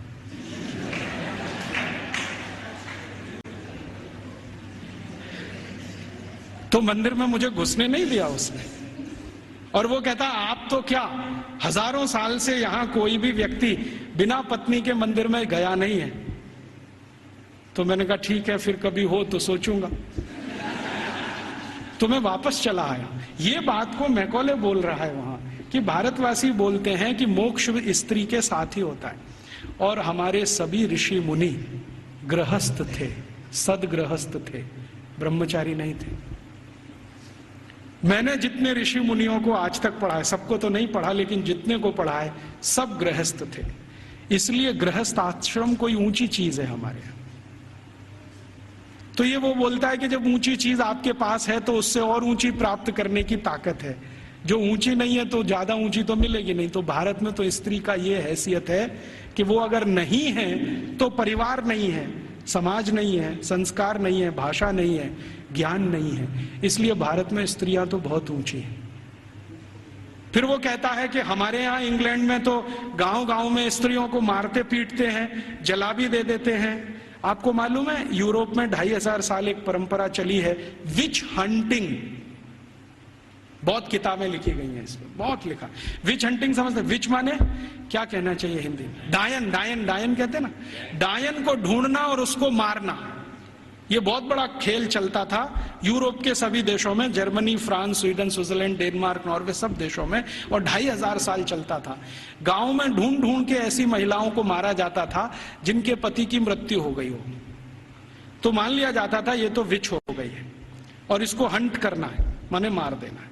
उनको जिंदा जलाना, कभी उनको जमीन में खड्डा खोद के गाड़ देना, बाल पकड़ के उनको खींच लेना, तरह तरह के अत्याचार उनके ऊपर होते थे। और किस देश में किस साल में कितनी महिलाओं को विच हंटिंग किया गया, इसके रिकॉर्ड्स आजकल मैं इकट्ठे कर रहा हूं। तो हमारे यहां जब सती प्रथा की कहानी चर्चित हुई ना विलियम बेंटिंग के द्वारा, उसी साल में इंग्लैंड में 2700 से ज्यादा महिलाओं को डायन कह के मार डाला गया, उसी साल में। अब हुआ क्या कहानी में कि विलियम बेंटिंग ने अपने देश में जो 2500 से ज्यादा महिलाओं को डायन मरवाया कह के, उसकी चर्चा तो की नहीं आज तक। एक किसी महिला को इस देश में डायन सिद्ध करके मरवा दिया, उसको इतना ग्लोरीफाई कर दिया कि भारत के सभी गांवों में यही होता है। और विलियम बेंटिंग को तो कुछ समझ भी नहीं थी, अकल भी नहीं थी। अभी थोड़े दिन पहले इस प्रश्न का मुझे उत्तर मिला। भारत देश में आप जानते हैं कि 4500 से ज्यादा वनवासी जातियां हैं, 4556 हैं कुछ वनवासी जातियां। जैसे गोंड हैं, वो एक वनवासी जाति है। ऐसे ही गोंड जैसे 4500 से ज्यादा समूह हैं। इनके बीच में मैं पिछले कुछ सालों से घूम रहा हूं और मैंने वहां देखा कि सती का मतलब क्या होता है, सती कहते किसको है। एक बार गोंड लोगों के एक बहुत बड़े सम्मेलन में मैं गया और वहां किसी को सती किया जाना था। मैंने कहा चल के देखूं ये होता क्या है सती होना। तो वहां हुआ ये था कि एक महिला के पति का देहांत हो गया, स्वर्गवास हो गया, और पति का स्वर्गवास हो गया तो उसकी अंतिम यात्रा के लिए गांव के लोग जा रहे हैं। अंतिम संस्कार वो ऐसे ही करते हैं जैसे हम करते हैं, अग्निदाह करते हैं, लकड़ियां इकट्ठी करते हैं। तो मैंने देखा कि उसकी पत्नी आती है और उसके चारों तरफ प्रदक्षिणा करती है और संस्कृत के मंत्र बोलते हैं। कभी कभी उनको भूल जाएं तो वो अपनी भाषा के मंत्र बोलने लगते, लेकिन मंत्र उच्चार होता है, बराबर होता है, पूरे समय होता है। जितने समय तक लाश जलती है तब तक वो मंत्रोच्चार करते रहते हैं, कुछ ना कुछ बोलते हैं। तो मंत्रोच्चार हो रहा है, पत्नी उसकी प्रदक्षिणा कर रही है, तो एक चक्कर उसने लगाया और उनकी अपनी भाषा में सबके सामने हाथ जोड़कर कहा कि आज मेरे पति का स्वर्गवास हुआ है, समाज में ऐसा कौन सा समूह है जो मेरी सुरक्षा की जिम्मेदारी लेगा। वो प्रश्न पूछ रही है और बड़े सुंदर शब्दों में वो कह रही है कि भारत के शास्त्रों ने हमेशा स्त्री को सुरक्षित रहना ये आवश्यक है, क्योंकि उसको जीवन बढ़ाना है, तो इसलिए उसको सुरक्षा की जरूरत है। प्राकृतिक सुरक्षा भी चाहिए, दूसरे तरह की भी सुरक्षा चाहिए। क्या मेरी बेटियां जिम्मेदारी लेंगी? बेटियों ने हां बोल दिया तो आ जाएगी, नहीं बोला तो फिर चौथा चक्कर लगाएगी। फिर वो पूछेगी कि क्या समाज के प्रतिष्ठित लोग, जिनको हम क्या कहें महाजन लोग मेरी जिम्मेदारी लेंगे? अगर उन्होंने हां बोल दिया तो आ जाएगी, ना बोल दिया तो फिर चक्कर लगाएगी पांचवा। फिर वो पूछेगी कि इस समाज के आचार्य लोग, उपाचार्य लोग मेरी जिम्मेदारी लेंगे? अगर हां बोला तो उनके पास आ जाएगी, नहीं तो वापस। और आखिरी चक्कर सातवां जब लगाएगी तो वो पूछेगी कि क्या पुरोहित हम समझते हैं पूजा पाठ करें, क्या पुरोहित मेरी जिम्मेदारी लेंगे? अगर पुरोहितों ने हां बोला तो उनके पास आएगी, नहीं तो चक्कर लगा के गांव छोड़ के चली जाएगी और गांव कहेगा कि वो सती हो गई। ये है सती होना। और इसको बिगाड़ दिया अंग्रेजों ने। क्या कहा कि उसको जबरदस्ती चिता में धकेल देंगे और ये कर देंगे। फिर वो जाती कहां है, उसके पीछे पीछे मैं गया तो उस गांव का कोई मंदिर होगा, वहां जाएगी और अपना बाकी जीवन उसी मंदिर में बिताएगी। वो ये कहती है कि जब कोई जिम्मेदारी नहीं लेगा तो अब भगवान मेरे लिए जिम्मेदारी लेंगे, तो मंदिर में जाके पूजा करेगी, पाठ करेगी, अपना जीवन उसी से चलेगा उसका। और जैसे ही वो मंदिर में जाके पाठ पूजा करने लगेगी तो समाज की आदरणीय हो जाएगी और सब उसको साष्टांग दंडवत प्रणाम करेंगे। फिर हम गोंड लोग कहेंगे कि ये हमारी सती है। हम उसको एक्सप्लेनेशन क्या देंगे? वो पति के साथ जिंदा जला दी गई, वो सती है।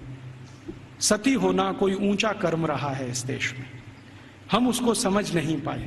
अंग्रेजों ने जो डिस्क्रिप्शन दे दिया उसी को अंतिम मान के हमने अपना मान लिया कि ऐसा ही कुछ होता होगा। ये होता है, और ये सिर्फ गोंडों में ही नहीं होता, भीलों में भी होता है। गोंड हैं, भील हैं, जितने तरह की जनजातियां हैं, ज्यादातर में ये होता है। तो मैकॉले कह रहा है कि भारत में तो स्त्रियों का स्थान बहुत ऊंचा है, परिवार में ऊंचा है, समाज में ऊंचा है, भाषा उनके यहां से निकली है, फंक्शनल नॉलेज उन्होंने समाज को दिया है, इसलिए इनके लिए तो सब कुछ विशेष होता है। इसलिए गुरुकुलों में आचार्य स्तर पर बहुत स्त्रियां हैं, ये हैरानी की बात नहीं है। वो कहता हमारे समाज में उल्टी स्थिति है, स्त्रियों का स्थान सबसे नीचे है, इसलिए हमारे यहाँ हर काम में वो सबसे पीछे है। तो इस तरह की कुछ बातें हैं जो मैकॉले के डॉक्यूमेंट्स बताते हैं, और विलियम एडम ने इससे भी ज्यादा कुछ खोज की है, और उसके डॉक्यूमेंट्स इससे भी आगे की कई बातें बताते हैं कि भारत के ये जो गुरुकुल हैं, इन गुरुकुलों का योगदान क्या है समाज में। तो विलियम एडम ने एक गुरुकुल की कहानी लिखी है अपने दस्तावेजों में। आंध्र प्रदेश में कावेरी नदी के पास विशाखापट्टनम से थोड़ा दूर एक गुरुकुल है, उसका नाम गांव का मैं भूल रहा हूं। तो वो गुरुकुल है, उसने क्या योगदान दिया है, तो वो कहता है विलियम एडम कि ये जो गुरुकुल है ये बहुत पुराना है, और उसके दस्तावेज पुराने हैं। 12वीं शताब्दी का वो गुरुकुल है, और वो गुरुकुल है सिविल इंजीनियरिंग का, कंस्ट्रक्शन में सिविल इंजीनियरिंग का। तो कहता है इसका योगदान क्या है, तो विलियम एडम कहता है कि इस गुरुकुल के विद्यार्थी और आचार्यों ने मिलकर कावेरी नदी पर एक डैम बनाया है, बांध बनाया है, जो दुनिया का सबसे पहला बांध है। मुझे नहीं मालूम था विलियम एडम के डॉक्यूमेंट्स पढ़ने के पहले कि दुनिया का सबसे पहला बांध भारत में बना है। फिर जैसा उसने डिस्क्रिप्शन दिया है उसको खोजते खोजते मैं पहुंच गया एक दिन, और अपनी आंखों से देख के आया कि वो डैम अभी तक जीवित है। उस डैम पर तेलुगु भाषा में एक पत्थर लगा हुआ है जिस पर तारीख है सन 1238 में वो बना है। आज से लगभग 800-825 साल पुराना है। और वो डैम की विशेषता क्या है, पत्थर और चूने से बना है। और आप जानते हैं दक्षिण भारत में सबसे ज्यादा प्रवाह वाली नदी है कावेरी। कावेरी जो है ना पेरेनियल रिवर है, साल के 12 महीने पानी रहता है उसमें, और पानी का फ्लो सबसे तेज है, और पानी का दबाव भी उसका सबसे तेज है। तो कावेरी नदी पर जहां सबसे तेज गति से पानी बहता है, उस नदी पर बांध बना दिया। बांध की लंबाई कितनी है और उसकी चौड़ाई कितनी है, लगभग 1 किलोमीटर 1.5 किलोमीटर के आसपास उसकी लंबाई है। 1.5 किलोमीटर लंबा बांध है। और बांध बनाया कैसा है, ऐसा है जैसे जेड होता है ना, जेड ऐसे फिर ऐसे फिर ऐसे फिर ऐसे फिर ऐसे जेड शेप में पूरा बांध है। तो वो वर्णन कर रहा है विलियम एडम कि ये गुरुकुल के विद्यार्थी और आचार्यों ने बनाया है। इसकी विशेषता क्या है, तो विशेषता ये है कि ये जेड शेप में है। जेड शेप में क्यों बनाया, स्ट्रेट लाइन में क्यों नहीं बना दिया, एक रेखीय रेखा में क्यों नहीं बना दिया, तो कहता है इसका जवाब मुझे नहीं मालूम क्यों बनाया। बहुत दिन मैं भी सोचता रहा कि ऐसा क्यों है। अब मेरे समझ में आया थोड़े दिन पहले कि ये जब सीधी रेखा में आप कोई दीवार बनाए और पानी बहुत तेज गति से आए तो दबाव इतना ज्यादा है कि बहुत जल्दी वो टूट जाएगा। लेकिन अगर आप उसी सीधी रेखा की दीवार को ऐसे ऐसे कर दो तो पानी का प्रेशर डाइवर्ट हो जाएगा और वो डैम कभी भी नहीं टूटेगा। अब समझ में आया कि वो 825 साल से कैसे जिंदा है। तो वो बोल रहा है कि ये एक गुरुकुल ने बनाया हुआ है, और वो गुरुकुल विशाखापट्टनम के नजदीक कभी चला करता था।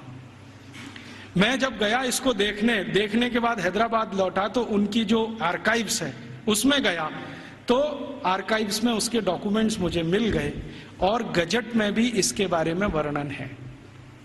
तो वो कह रहा है विलियम एडम कि भारत के गुरुकुल में पढ़ने वाले विद्यार्थी और उनको पढ़ाने वाले आचार्य कितने समाज के काम करते हैं, उसका ये नमूना है।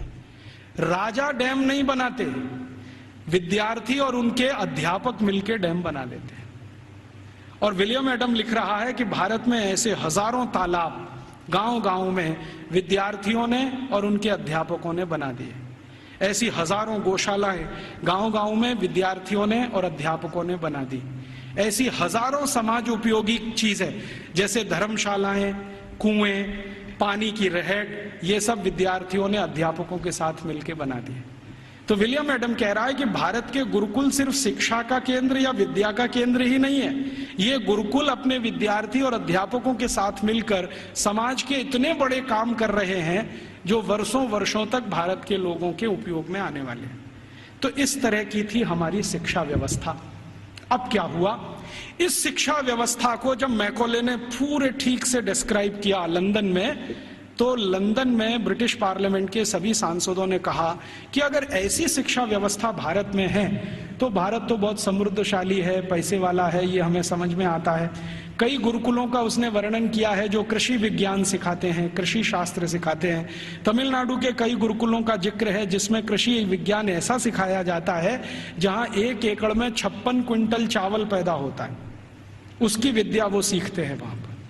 आज भारत में जितने भी एग्रीकल्चरल यूनिवर्सिटीज है ना, वो 1 एकड़ में 30 क्विंटल से ज्यादा धान कभी पैदा करके दे नहीं पाए, लेकिन 1835 में विलियम एडम कह रहा है कि 1 एकड़ में 56 क्विंटल धान पैदा करना तो सामान्य बात है, और ऐसी शिक्षा देने वाले, विद्या देने वाले सैकड़ों गुरुकुल भारत में है। तो कुछ कृषि सिखाते हैं, कुछ मेटलर्जी सिखाते हैं, कुछ कंस्ट्रक्शन इंजीनियरिंग में सिखाते हैं, कुछ और कुछ सिखाते होंगे, ऐसे 18-20 विषयों के सारे ये गुरुकुल हैं। तो वो कह रहा है कि भारत सुखी है, समृद्धशाली है, वो इन गुरुकुलों के कारण। तो वो कह रहा है कि अब भारत को अगर गुलाम बनाना है तो इस शिक्षा व्यवस्था को जब तक हम तोड़ेंगे नहीं तब तक भारत गुलाम बनता नहीं। तो फिर उसको पूछ रहा है इंग्लैंड का राजा कि अब आपके पास क्या योजना है। तो कह रहा है कि मेरे पास एक योजना है कि हमारी जो सरकार भारत में चल रही है उसको आदेश दिया जाए कि भारत के ये जो गुरुकुल हैं, इंडिजिनस एजुकेशन सिस्टम वो कहते हैं इसको, भारत का स्थानीय शिक्षा तंत्र, तो कह रहे हैं जो इंडियन एजुकेशन सिस्टम है या इंडिजिनस एजुकेशन सिस्टम है, इसको कानून बनाकर हम गैर कानूनी घोषित कर देंगे, इल्लीगल, कि ये सब कुछ अवैधानिक है, गैर कानूनी। उसके लिए कानून बना देंगे लंदन में, यहां से वो चला जाएगा भारत में, उसको लागू करा देंगे। थोड़े दिन में ये सब गुरुकुल बंद हो जाएंगे, क्योंकि हमारे पास जब कानून आ जाएगा तो कानून के डंडे से हम इनको बंद करा देंगे कि ये इल्लीगल है, बंद करो। नहीं बंद करेंगे तो दंड देंगे उनको, थोड़े दिन में दंड देते देते अपने आप बंद हो जाएंगे। तब अंग्रेजों की संसद ने एक कानून बनाया जिसका नाम है इंडियन एजुकेशन एक्ट, और वो पारित हुआ, बाद में भारत की संसद में पारित हुआ और उसको लागू किया गया। तो उसमें तय ये किया गया कि जितने भी गुरुकुलों में संस्कृत माध्यम से विद्या सिखाई जाती है वो सब गैर कानूनी। फिर कहा गया कि जितने भी गुरुकुलों में स्थानीय भाषाओं की मदद से, जैसे तेलुगु, तमिल, कन्नड़, मलयालम, मराठी, गुजराती, इनके माध्यम से विद्या दी जाती है, वो भी गैर कानूनी। तो कानूनी क्या? कानूनी वो जहां अंग्रेजी के माध्यम से शिक्षा दी जाती है, वो कानूनी। तो मैकॉले ने क्या किया, ये कानून लागू करा के फिर भारत के गुरुकुलों पर डंडा चलाया, बुलडोजर चलवाए, एक एक करके उनका नाश किया। जहां गुरुकुल बंद नहीं हो पाए वहां के अध्यापकों को जेल में डाल दिया, विद्यार्थियों को जेल में डाल दिया। कई कई जगह तो अत्याचार इतने हुए कि अध्यापकों के हाथ काट दिए गए, सिर काट दिए गए, कई कई गुरुकुलों में आग लगा दी गई, उनके पुस्तकालय जला दिए। ये सब अंग्रेजों ने अत्याचार 100 साल तक किया, 1840 से 1940 तक। इधर वो अत्याचार करते गए, भारत के गुरुकुल खत्म होते गए। दूसरी तरफ उन्होंने कॉन्वेंट स्कूल शुरू किए जो यूरोप में आज भी चलते हैं और किसी उद्देश्य की पूर्ति के लिए चलाए जाते हैं। मैं आपको एक इंटरेस्टिंग बात और बता दूं कि जो अंग्रेजी दस्तावेजों का मैं अध्ययन कर रहा हूं उसमें से एक और दस्तावेज है। ये कॉन्वेंट क्या होता है? यूरोप में एक बहुत खराब परंपरा है जो अभी 1950 तक चलती रही। जैसे स्त्रियों को वोट देने का अधिकार नहीं, स्त्रियों में आत्मा नहीं, वो बैंक अकाउंट नहीं खोल सकते, ऐसी ही एक बहुत खराब परंपरा इंग्लैंड में, फ्रांस में, जर्मनी, सभी देशों में, कि बच्चों को घर में रखना नहीं, बच्चे पैदा हुए तो अनाथ आश्रम में देना, ये उनकी पुरानी परंपरा है।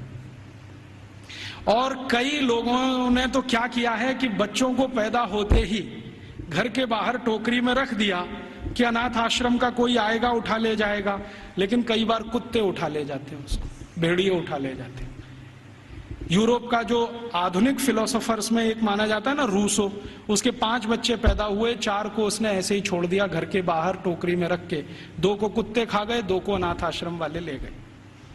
यूरोप में ये बहुत पुरानी परंपरा है बच्चों को लावारिस छोड़ना। क्यों छोड़ना? तो प्लेटो कहता है कि स्त्री और पुरुष के आनंद के क्षणों में बच्चे बाधा हैं, इसलिए मत रखो घर में। ये प्लेटो की शिक्षा है। वो कहता है कि अच्छे नहीं है बच्चे घर में रखना। और वो ये कहता है कि जीवन का चरम तो आनंद ही है, और वो भी शरीर का आनंद है। वो कहता है जीवन तो इसी के लिए मिला है कि हम शारीरिक आनंद की प्राप्ति करें, और बच्चे इसमें बाधा हैं, तो बच्चों को रखना नहीं घर में, तो छोड़ देना। तो वहां बच्चे छोड़ने की परंपरा है। अब बच्चे छोड़े जाते हैं तो राजा उनकी व्यवस्था करे छोड़े हुए बच्चों की। तो राजा कुछ संस्थाएं खड़ी करता है, उन संस्थाओं को कॉन्वेंट कहते हैं। कॉन्वेंट माने लावारिस बच्चों को पालने वाली संस्थाएं, अनाथ बच्चों को पालने वाली संस्थाएं। कॉन्वेंट माने अनाथ बच्चों के स्कूल, लावारिस बच्चों के स्कूल। तो यूरोप में ये कॉन्वेंट चलते हैं। तो ये मैकॉले कह रहा है कि भारत में भी यही चलाएंगे हम। तो कोई सांसद उससे पूछ रहा है कि भारत में कोई अनाथ होता है? उसने कहा होता तो नहीं है, लेकिन हम बनाएंगे। होता तो कोई नहीं है, क्योंकि भारत में किसी बच्चे के माता पिता भी मर जाएं तो उसके चाचा चाची हैं, ताऊ ताई हैं, मामा मामी हैं, मौसा मौसी हैं, बुआ फूफा, कोई तो लेगा उसको। यूरोप में तो है माता पिता, तो भी छोड़ देंगे। तो यूरोप में ये जो लावारिस बच्चे हैं, इनको पालने के लिए कॉन्वेंट खड़े किए जाते हैं। कॉन्वेंट को चलाने वाले ज्यादातर क्रिश्चियन इंस्टीट्यूट होते हैं या चर्च होता है। राजा चर्च को दान देता है और उस पैसे से ये सब चलते हैं। तो सबसे पहला कॉन्वेंट इस मैकॉले ने भारत में खुलवाया, कलकत्ता में। और उस कॉन्वेंट में कोई पढ़ने नहीं आता था, तो इसने दूसरा कानून बनवाया कि जो भारतवासी ईस्ट इंडिया कंपनी और अंग्रेज सरकार की नौकरी करेंगे और कलकत्ता में रहेंगे, उनको अपने बच्चे यहां भेजना आवश्यक है, नहीं तो नौकरी जाएगी। तो जबरदस्ती भारतवासी जो उनके यहाँ काम करते थे, उन्होंने अपने बच्चे भेजना शुरू किया। फिर धीरे धीरे एक कॉन्वेंट से 2 हुआ, 2 से 3 हुए, 3 से 10, 10 से 20, 50, 100, अब हजारों हो गए। अब भारत में ऐसा कोई गांव नहीं जहां कॉन्वेंट नहीं। तो मैकॉले ने एक विष बीज डाल दिया जो अभी वट वृक्ष बन के फैल गया। अब तो ऐसे ऐसे कॉन्वेंट स्कूल हैं इस देश में, बजरंगबली कॉन्वेंट स्कूल।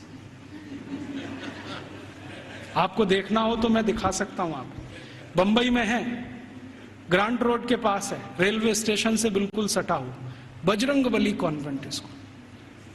हाँ, और एक कॉन्वेंट स्कूल है संतोषी माता कॉन्वेंट स्कूल, एक है सरस्वती देवी कॉन्वेंट स्कूल, एक महावीर स्वामी कॉन्वेंट स्कूल खुला है अभी बेंगलोर में, जबरदस्त। अब इनको पूछो चलाने वालों को कि बजरंगबली का कॉन्वेंट से क्या रिश्ता है, या सरस्वती देवी कब कॉन्वेंट स्कूल में पढ़ने गई थी।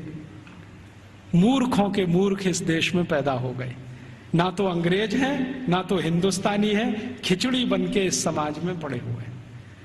ना उसमें से आप चावल निकाल सकते हैं, ना मूंग की दाल का दाना निकाल सकते। ये खिचड़ी लोगों ने देश का सत्यानाश कर दिया।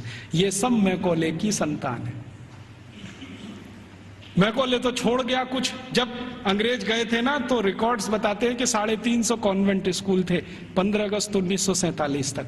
अब शायद वो 30-35 हजार हो गए हों, तो कोई आश्चर्य की बात नहीं।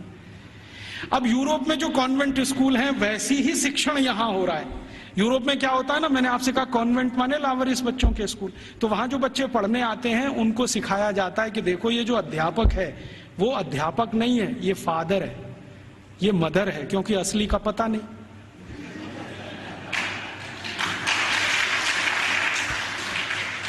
असली का तो कुछ पता नहीं, लावारिस है, किसका है बाप उसका और कौन है उसकी माँ।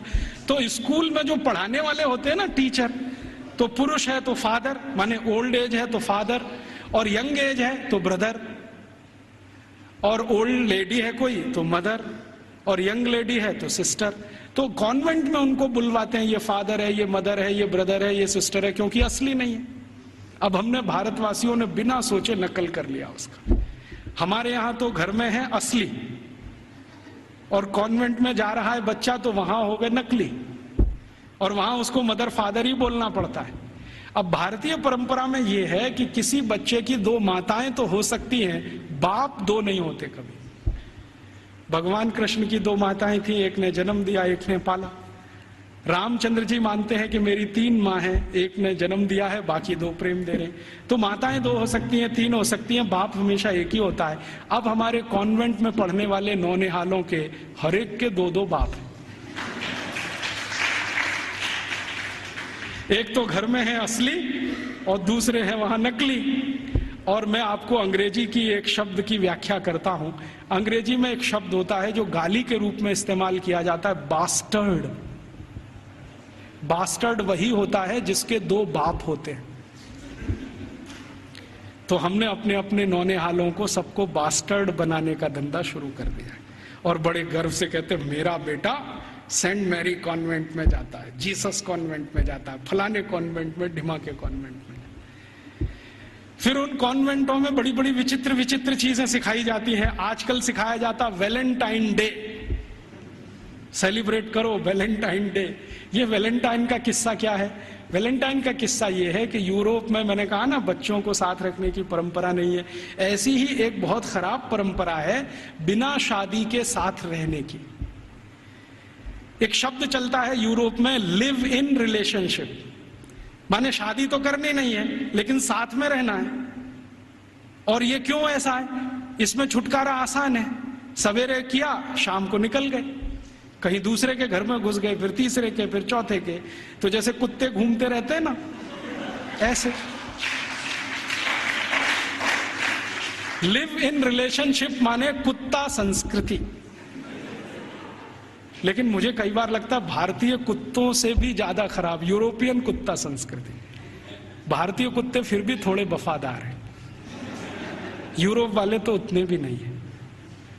तो ये लिव इन रिलेशनशिप का चक्कर बहुत है। और आपको सुनकर आश्चर्य होगा कि पहले से और आज तक यूरोप की 70% प्रजा बिना शादी के रहती है, बिना शादी के रहते। आप अभी भी जाके देख लो, लंदन में, पेरिस में, कहीं भी। अमेरिका में तो ये प्रतिशत 78% है, बिना शादी के रहते हैं। अब बिना शादी के रहते हैं तो पत्नियां बदलती हैं, माफ करो पत्नी तो हो ही नहीं सकती, स्त्रियां बदलती रहती हैं। उनको वो विचित्र विचित्र नामों से संबोधित करते हैं।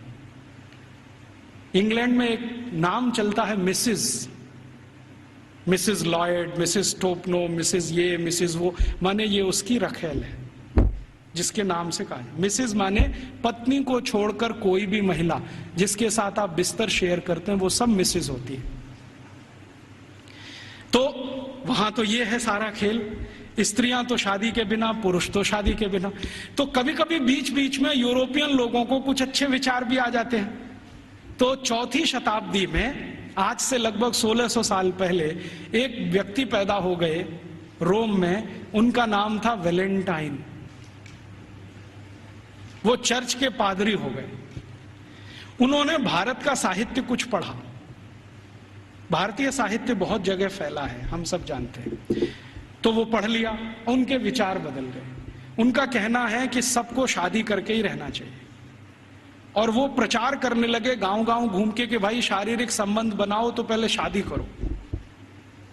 तो राजा जो था उस समय, क्लॉडियस नाम का एक राजा था रोम में, वो कहता था आप ये क्या बकवास करते हैं।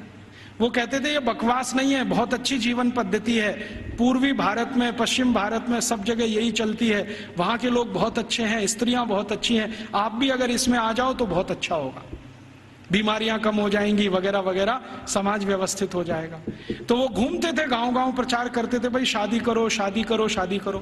और राजा जो होता था वो रोकता था कि शादी क्यों करना, हमारी तो परंपरा है बिना शादी के रहना। तो राजा और वैलेंटाइन का झगड़ा चलता था। तो वैलेंटाइन साहब क्या करते थे कि जो भी शादी करने को तैयार हुआ उसको अपने चर्च में बुलाते थे और उसकी शादी करते थे। यह सिलसिला उन्होंने 20-25 साल चलाया। अब वो राजा बहुत परेशान हो गया, तो एक दिन उसने वैलेंटाइन को फांसी पर लटकाने का आदेश दे दिया। तो 14 फरवरी सन 498 को वैलेंटाइन को फांसी पर लटका दिया गया। तो जिनकी उन्होंने शादियां कराई थी वो बहुत दुखी हो गए, तो उनकी याद में उन्होंने वैलेंटाइन डे मनाना शुरू कर दिया। तो ऐसे वैलेंटाइन डे आया। अब उनके कॉन्वेंट में वैलेंटाइन डे मनाते हैं, अब हमारे भी कॉन्वेंट में चालू हो गया वैलेंटाइन डे, वैलेंटाइन डे। यहां तो कोई समस्या नहीं है शादी करके रहने की, वहां तो शादियां ही नहीं होती हैं। अब हमारे स्कूलों में वैलेंटाइन डे मनाता है, तो बच्चे क्या करते हैं, ग्रीटिंग कार्ड खरीदते हैं, अपनी अम्मा को देते हैं, would you be my valentine, फिर बाप को भी दे देते हैं, would you be my valentine. इन मूर्खों को पता ही नहीं कि वैलेंटाइन थे कौन, इसका मतलब क्या है। अम्मा को पूछ रहे हैं would you be my Valentine. अभी थोड़े दिन पहले बंबई में मैं एक बुजुर्ग आदमी को मिला जिनकी 75 साल की उम्र है, उनके पास 18 ग्रीटिंग कार्ड आए वैलेंटाइन डे पर, और सब में एक ही बात, would you be my Valentine. 75 साल के बुजुर्ग आदमी से लड़कियां पूछ रही would you be my Valentine. ऐसा अधकचरापन है। ये सब कॉन्वेंट में से हमारे बच्चे सीख सीख के निकल रहे हैं। और इन कॉन्वेंट स्कूलों में क्या क्या सब सिखा दिया। वो कहता था ना मैकॉले ये कहता था कि ये जो कॉन्वेंट स्कूल हम चलाएंगे, इनमें शिक्षा मिले ना मिले, संस्कार अंग्रेजियत के हम जरूर देंगे। तो क्या होगा, तो कह रहा है वो कि भारतवासी जितने साल इसमें से पढ़कर निकलेंगे ना, तो वो शरीर से दिखने में भारतीय होंगे, आत्मा से अंग्रेज हो जाएंगे। फिर यही हमारी मदद करेंगे और भारत को गुलाम बनाए रखने में व्यवस्था करेंगे। तो संस्कार देना है उनको तो अपना, तो वो दे रहे हैं। अब वह जो कॉन्वेंट में वैलेंटाइन डे सिखा दिया, फिर उन्होंने पता नहीं मदर्स डे सिखा दिया, फादर्स डे सिखा दिया। मदर्स डे पता है क्या होता है यूरोप में? यूरोप में एक और बहुत पुरानी परंपरा है, प्लेटो के समय से चली आ रही है, कि बच्चे जब पैदा हुए ना तो घर में तो रखने नहीं है, बाहर छोड़ देने हैं। तो उन बच्चों को मां का दूध नसीब नहीं है, तो चर्च में जो होती है ना सिस्टर्स होती है, वो अपना दूध उनको उपलब्ध कराती है। अब आप में से कई लोगों को यह प्रश्न होगा कि बायोलॉजिकली ये संभव कैसे है? वो नर्स तो मां बनी नहीं, तो उसको दूध कैसे आएगा? लेकिन अभी आधुनिक विज्ञान ने यह सिद्ध कर दिया है कि कोई बच्चा लगातार 2-3 दिन तक बिना विवाहित किसी महिला को लगातार स्तनपान करे तो चौथे 5वें दिन से दूध आना शुरू हो जाता है। तो उनके यहां नर्सिंग जो होती है वो सिस्टर्स के द्वारा होती है या नर्सिस के द्वारा होती है, मां नहीं करती है। लेकिन कभी कभी साल में कोई एक दिन मनाना हो तो वो मदर्स डे मनाते हैं, जिस दिन मां अपने बच्चे को दूध पिलाने के लिए वहां जाती है कॉन्वेंट, तो उनके यहां मदर्स डे होता है। ऐसे ही उनके यहां फादर्स डे होता है। फादर्स डे का चक्कर क्या है, यूरोप के बच्चे वैसे तो घर में रहते नहीं, जो गलती से किसी ने रख लिए तो उनको अपने बाप के साथ खाना खाने का अधिकार नहीं है। डाइनिंग टेबल पर अपने बाप के साथ वो नहीं बैठ सकते। बाप अपने डाइनिंग टेबल पे खाना खाएगा दोस्तों के साथ, जब वो चला जाएगा खाना खा के तो बाद में बच्चे डाइनिंग टेबल पे बैठते हैं। लेकिन साल में कोई एक दिन वो फिक्स करते हैं जब बच्चे बाप के साथ बैठे डाइनिंग टेबल पर, उस दिन वो फादर्स डे मनाते हैं। अब उनके मदर्स डे, उनके फादर्स डे, उनके ब्रदर्स डे, उनके सिस्टर्स डे या उनका वैलेंटाइन डे, उसके पीछे कुछ कहानियां हैं। हम बिना सोचे समझे अंधों की तरह से इस पे लग गए। कई बार मैं देखता हूं अजमेर जैसे शहर में, जयपुर जैसे शहर में मदर्स डे पे रैली निकाली जा रही है, प्ले कार्ड लेके बच्चियां अपने अपने हाथ में जा रही हैं, स्कूल कॉलेज उनका छुड़वा दिया जाता है, और ये सब मूर्ख सरकारी अधिकारी किया करते हैं। फिर फादर्स डे पे निकालते हैं, फिर इस पे निकालते हैं, ये सब तमाशेबाजी। ये मैकॉले हमारे यहाँ छोड़ के गया, और वो बार बार कहता था कि हमें संस्कार देना है, शिक्षा दे पाए ना दे पाए वो महत्व का नहीं, अंग्रेजियत का संस्कार देना है। तो वो दे गया। अब वो हमारे खून में घुस गया, और इतना घुस गया है कि कुछ समझ में नहीं आता ये निकले कैसे। कई बार मैं किसी के घर में जाता हूं तो पिताजी का नाम है रामदयाल, माताजी का नाम गायत्री देवी, बेटे का नाम टिंकू। अब मैं पूछता हूं कि ये रामदयाल और गायत्री देवी का टिंकू कहां से आ गया? या रामदयाल और गायत्री देवी की बेटी का नाम डिम्पल, ट्विंकल, बबली, डबली। क्या है बबली का मतलब, क्या है डबली का मतलब? इस तरह के नाम हमने रखे हुए। घुस गई अंग्रेजियत हमारे घर में। हम सब मातृभाषा में हिंदी हैं और रोज घर में बोलते हैं, हो Rajiv Dikshit, she is my Mrs. तो मैं पूछता हूं, really she is your Mrs? क्योंकि यूरोप में मिसेस का माने धर्म पत्नी को छोड़कर कोई भी महिला। और उनकी धर्मपत्नी कहती है, ओ Rajiv Dixit, he is my mister. तो मैं पूछता हूं रियली? क्योंकि यूरोप में मिस्टर का माने पति को छोड़कर कोई भी पुरुष, और मिस तो बहुत ही खराब है। मिस है फ्रेंच शब्द है। मिस का माने एक ऐसी महिला जो जिंदगी भर वैश्यावृत्ति करे, शादी ना कर सके, वो मिस है। हम बड़े गर्व से लिखते हैं मिस फलाना, मिस ढिमाका, मिस ये, मिस वो, बिना सोचे समझे। और सबसे खतरनाक शब्द यूरोप में है अंकल। सबसे खतरनाक है, क्योंकि जिसके बारे में आपको कुछ बताना ही नहीं हो उसको अंकल बोल दो, जिसके बारे में नहीं बताना हो उसको आंटी बोल दो। हमारे यहां अंकल आंटी कैसे हो सकते हैं? या तो चाचा होंगे, या तो काका होंगे, या तो मामा होंगे, या तो मौसा होंगे, या तो ताऊ होंगे। सब कुछ हमारे यहाँ निश्चित है। अंकल तो बहुत ही अनिश्चित शब्द है, आंटी तो और भी। मैं कॉलेज छोड़ गया तो हमने अपने बच्चों से मम्मी बोल, डैडी बोल, ये बुलवाना शुरू कर दिया। मम्मी का मतलब है मरा हुआ, और डैडी मरे हुए जैसा, और बड़े शौक से बुलवाते मम्मी बोल, डैडी बोल। अब यूरोप में जो भूषा थी ना, वो हमारे कॉन्वेंट में घुस गई। यूरोप में क्या टाई लगाना है, सूट पहनना है, क्योंकि ठंड बहुत है। हमने यहाँ 50 डिग्री टेम्परेचर वाले अजमेर में भी टाई लगवा दिया सबको। इतनी भयंकर गर्मी है, अंदर से पसीना पसीना हो रहा है। और कभी कभी तो रोज मैं ये दृश्य देखता हूँ, एक दूल्हे राजा जून की गर्मी में शादी करने जा रहे हैं, 3 पीस सूट और टाई लगा के घोड़े पे चढ़ के बैठे हुए हैं। उनको पूछो, भाई तुमको सुपर इडियट बनने का यही दिन मिला है? कहता राजीव भाई एक दिन तो कर लेने दो, तो तुमको यही दिन मिला है अपनी शादी का? ऐसे हमारी भाषा बदल दिया, भूषा बदल गया, भोजन बदल गया। कॉन्वेंट स्कूलों से बच्चे सीख रहे हैं पिज्जा खाओ, बर्गर खाओ, हॉट डॉग खाओ, कोल्ड डॉग खाओ, चाउमीन खाओ, नूडल्स खाओ। तो उनका भोजन, उनकी भाषा, उनकी भूषा, उनका भजन, रॉक म्यूजिक, पॉप म्यूजिक, सब कुछ घुस गया। अब ये कर दिया, सब बंटा था। अब ना तो हम भारतीय रह पाए, ना अंग्रेज बन पाए। अगर कोई सभ्यता खिचड़ी बन जाए, उसका भविष्य बहुत खराब होता है। मुझे कई बार ऐसा लगता है कि या तो हम भारतवासी पूरी ताकत लगा के अपने को अंग्रेज बना लें, नहीं तो पूरी ईमानदारी से भारतीय हो जाएं। ये अधकचरे ना रहें बीच में, क्योंकि इस अधकचरेपन ने हमारी जनरेशन्स को, पीढ़ियों को खत्म कर दिया। तो इस अंग्रेजियत के शिक्षा तंत्र ने जो यूरोप से आया, क्या किया है आज हमारे देश में। एक दो और उदाहरण देता हूं। कॉन्वेंट स्कूलों में किताबें पढ़ाई जाती हैं जिनमें बिल्कुल स्पष्ट बच्चों को सुनाया जा रहा है, पढ़ाया जा रहा है कि भगत सिंह तो आतंकवादी, ऊधम सिंह तो आतंकवादी, चंद्रशेखर तो आतंकवादी, और महाराजा रणजीत सिंह तो लुटेरे। आप जानते हैं सिख समाज के बहुत प्रतिष्ठित धर्मगुरु महाराजा रणजीत सिंह, जिन्होंने न सिर्फ अंग्रेजों से लोहा लिया बल्कि मुसलमानों से भी इस देश को बचाया, उनको लुटेरा। हमारे भारत में एक जाति है जिसको जाट कहते हैं। जाटों के बारे में अंग्रेज ये कहा करते थे कि इनकी ताकत बहुत है, इसलिए उन्होंने जाट रेजिमेंट बनाया। आपको मालूम है जाट रेजिमेंट?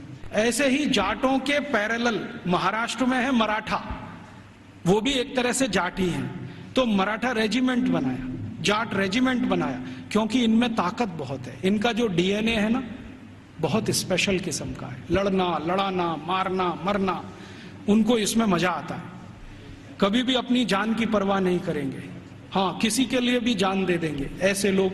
तो जाटों को अंग्रेजों ने लिख मारा और कॉन्वेंट स्कूलों में पढ़ाया जा रहा है अंग्रेजों के जर खरीद गुलाम। अब ये बच्चे बार बार पढ़ रहे हैं, रोज रोज पढ़ रहे हैं, रोज रोज पढ़ रहे हैं, रोज रोज पढ़ रहे हैं, तो थोड़े दिन में मान ही लेंगे कि हाँ भगत सिंह तो आतंकवादी था, ऊधम सिंह भी आतंकवादी था। क्योंकि एक झूठ को आप बार बार कहो, बार बार कहो, बार बार कहो, तो 10-20 साल में सत्य तो हो ही जाएगा। एक कॉन्वेंट स्कूल की हिस्ट्री की किताब में मैं पढ़ के आया, और वो किताब मैंने संभाल के रखी हुई है। झांसी की रानी लक्ष्मीबाई ने भारत की आजादी के लिए कुछ नहीं किया, और उसका जीवन चरित्र लिखा गया है कि वो एक अंग्रेज अधिकारी जॉन लेक के प्रेम और मोहब्बत में ही फंसी रही जिंदगी भर। झांसी की रानी लक्ष्मीबाई के बारे में ऐसी सब चीजें पढ़ाई जा रही हैं। और धीरे धीरे हुआ क्या है, इन कॉन्वेंट स्कूलों के बनाए हुए सिलेबस को भारत सरकार ने सारे देश का सिलेबस बना दिया है, पूरे देश का। अब संसद में भले ही कितना हंगामा हो, लेकिन सरकार कहती है जी सत्य तो यही है, क्योंकि अंग्रेजों ने लिखा है। और हमारे प्रधानमंत्री भी कहते हैं सच्चे सत्यवादी तो अंग्रेज ही थे जो हमको ये सब सिखा के गए। ये स्थिति हमारे देश की है। तो ऐसी गंभीर स्थिति में हम सबको सोचना है, आज शिक्षक दिवस है, तो हम सब सोचें कि इस शिक्षा का क्या करें जो यूरोप से आई है और हमारे देश में जड़ जमा के बैठ गई है। मुझे बहुत कष्ट होता है आपको ये बताते हुए कि भारत में जो कॉन्वेंट स्कूल चल रहे हैं, आप जानते हैं इनके पास सबसे ज्यादा भूमि है भारत देश की। मैंने संसद में एक प्रश्न करवाया था, आप यहां बैठे हैं, मेरे एक दोस्त हैं अखिलेश कुमार करके गोरखपुर से, और उसके पास के क्षेत्र से सांसद हैं। मैंने कहा जरा ये पूछ तो लो कि भारत में सरकार के बाद किसके पास सबसे ज्यादा जमीन है। तो उत्तर आया कि सरकार के बाद सबसे ज्यादा जमीन चर्च और उनके कॉन्वेंट स्कूलों के पास ही है। रेलवे से भी ज्यादा जमीन इनके पास है। और हजारों हेक्टेयर जमीन एक एक रुपए के लीज पर दी गई है। हजारों हेक्टेयर, 1 रुपए का लीज, 2 रुपए का लीज, माने साल में वो 1 ही रुपया देते हैं। हजारों एकड़ जमीन भारत की इस्तेमाल कर रहा है और उनकी मिल्कियत है। 1820 से अंग्रेजों की सरकार ने ये जमीन देना शुरू किया, 2006 तक ये अबाध गति से चालू है। हमारी ही जमीन है, हमारा ही पानी है, हमारे ही संसाधन है। पहले मैं क्या सोचता था कि इन कॉन्वेंट स्कूलों में डोनेशन बहुत देती होगी सरकार, लेकिन संसद में एक जब सवाल करवाया तो पता चला कि सरकार का डोनेशन तो 10% ही है, बाकी समाज का डोनेशन। अकेले मैं मुंबई का आंकड़ा आपको दे रहा हूं। बंबई में जितने कॉन्वेंट स्कूल चलते हैं उसमें 92% हिंदू समाज के लड़के लड़कियां पढ़ते हैं। 92%, 2.5% क्रिश्चियन समाज के हैं और बकाया में मुसलमान हैं। ये है स्थिति। तो 92% विद्यार्थी हिंदू समाज के जो पढ़ते हैं बंबई में कॉन्वेंट स्कूलों में, वो सब विद्यार्थी के माँ बाप 1 साल की फीस के रूप में 18,000 करोड़ रुपए देते हैं। आप सोचते हैं ये रकम कितनी बड़ी है? राजस्थान सरकार के बजट का लगभग आधा बंबई, सिर्फ बंबई के कॉन्वेंट, फिर कलकत्ता के कॉन्वेंट, मद्रास के कॉन्वेंट, हैदराबाद के कॉन्वेंट, दिल्ली के, इन सबको मैंने जोड़ना शुरू किया। फिर B क्लास सिटीज के कॉन्वेंट जैसे अजमेर है, जयपुर है, ऐसे शहर, फिर C क्लास। कुल कॉन्वेंट स्कूलों में साल का भारतीय समाज के द्वारा 1 लाख करोड़ रुपए से ज्यादा का डोनेशन और फीस दी जा रही है। हमसे पैसा ले रहे हैं और हमारे ही बच्चों का दिमाग घुमा रहे हैं। और ऐसे ऐसे दिमाग घुमाए जाते हैं। एक कॉन्वेंट स्कूल के खिलाफ मैंने मुकदमा दाखिल किया हुआ है गुजरात हाई कोर्ट में। मामला क्या था, छोटे छोटे बच्चे वहां पढ़ने को आते हैं, तो उन बच्चों को लेने के लिए बस जाती है, तो ड्राइवर को कहा जाता है कि जानबूझ के बस बंद कर देना। तो कभी भी वो ड्राइवर बस बंद कर देता है। फिर बच्चों को कहता देखो बस खराब हो गई, तुम्हारे भगवान का नाम लो। तो बच्चे का नाम लेते हैं, हनुमान जी का, राम का, बस चालू नहीं होती। फिर वो कहता देखो तुम्हारे भगवान तो कमजोर हैं, ये तो चालू नहीं हो रही। अब ईसा मसीह का नाम लो। जैसे ही बच्चे ईसा मसीह का नाम लेते हैं वो तुरंत स्टार्ट कर देता है। तो 3-3 साल के बच्चों के दिमाग में आ जाता अरे ईसा मसीह तो बहुत ताकतवर है।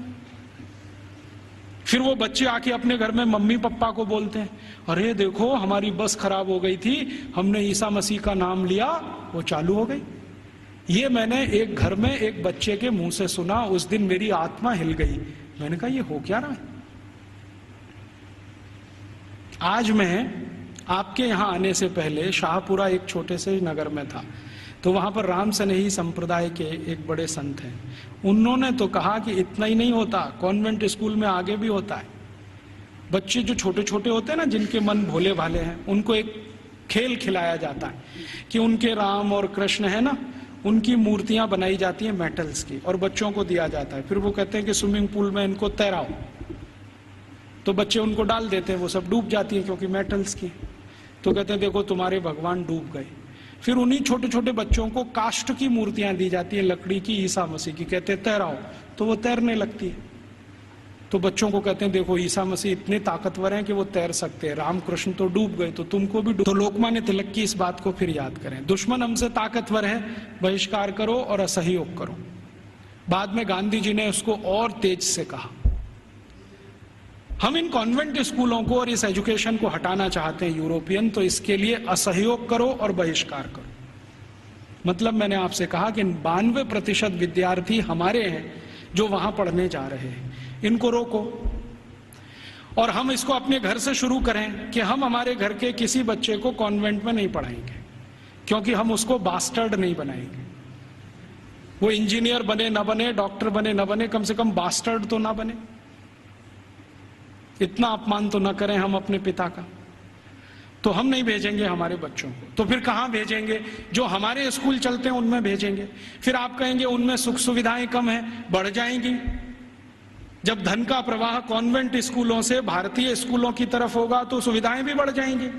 आप सोचो 18,000 करोड़ रुपया बंबई के कुछ कॉन्वेंट स्कूल को हर साल मिलता है, इतना ही रुपया आर्य समाज के गुरुकुलों को मिल जाए, या सनातन समाज के लोगों को मिल जाए, या किसी और संस्थाओं को मिल जाए जो भारतीयता आधारित गुरुकुल चलाते हैं, तो वो सुख सुविधाओं वाले हो जाएंगे।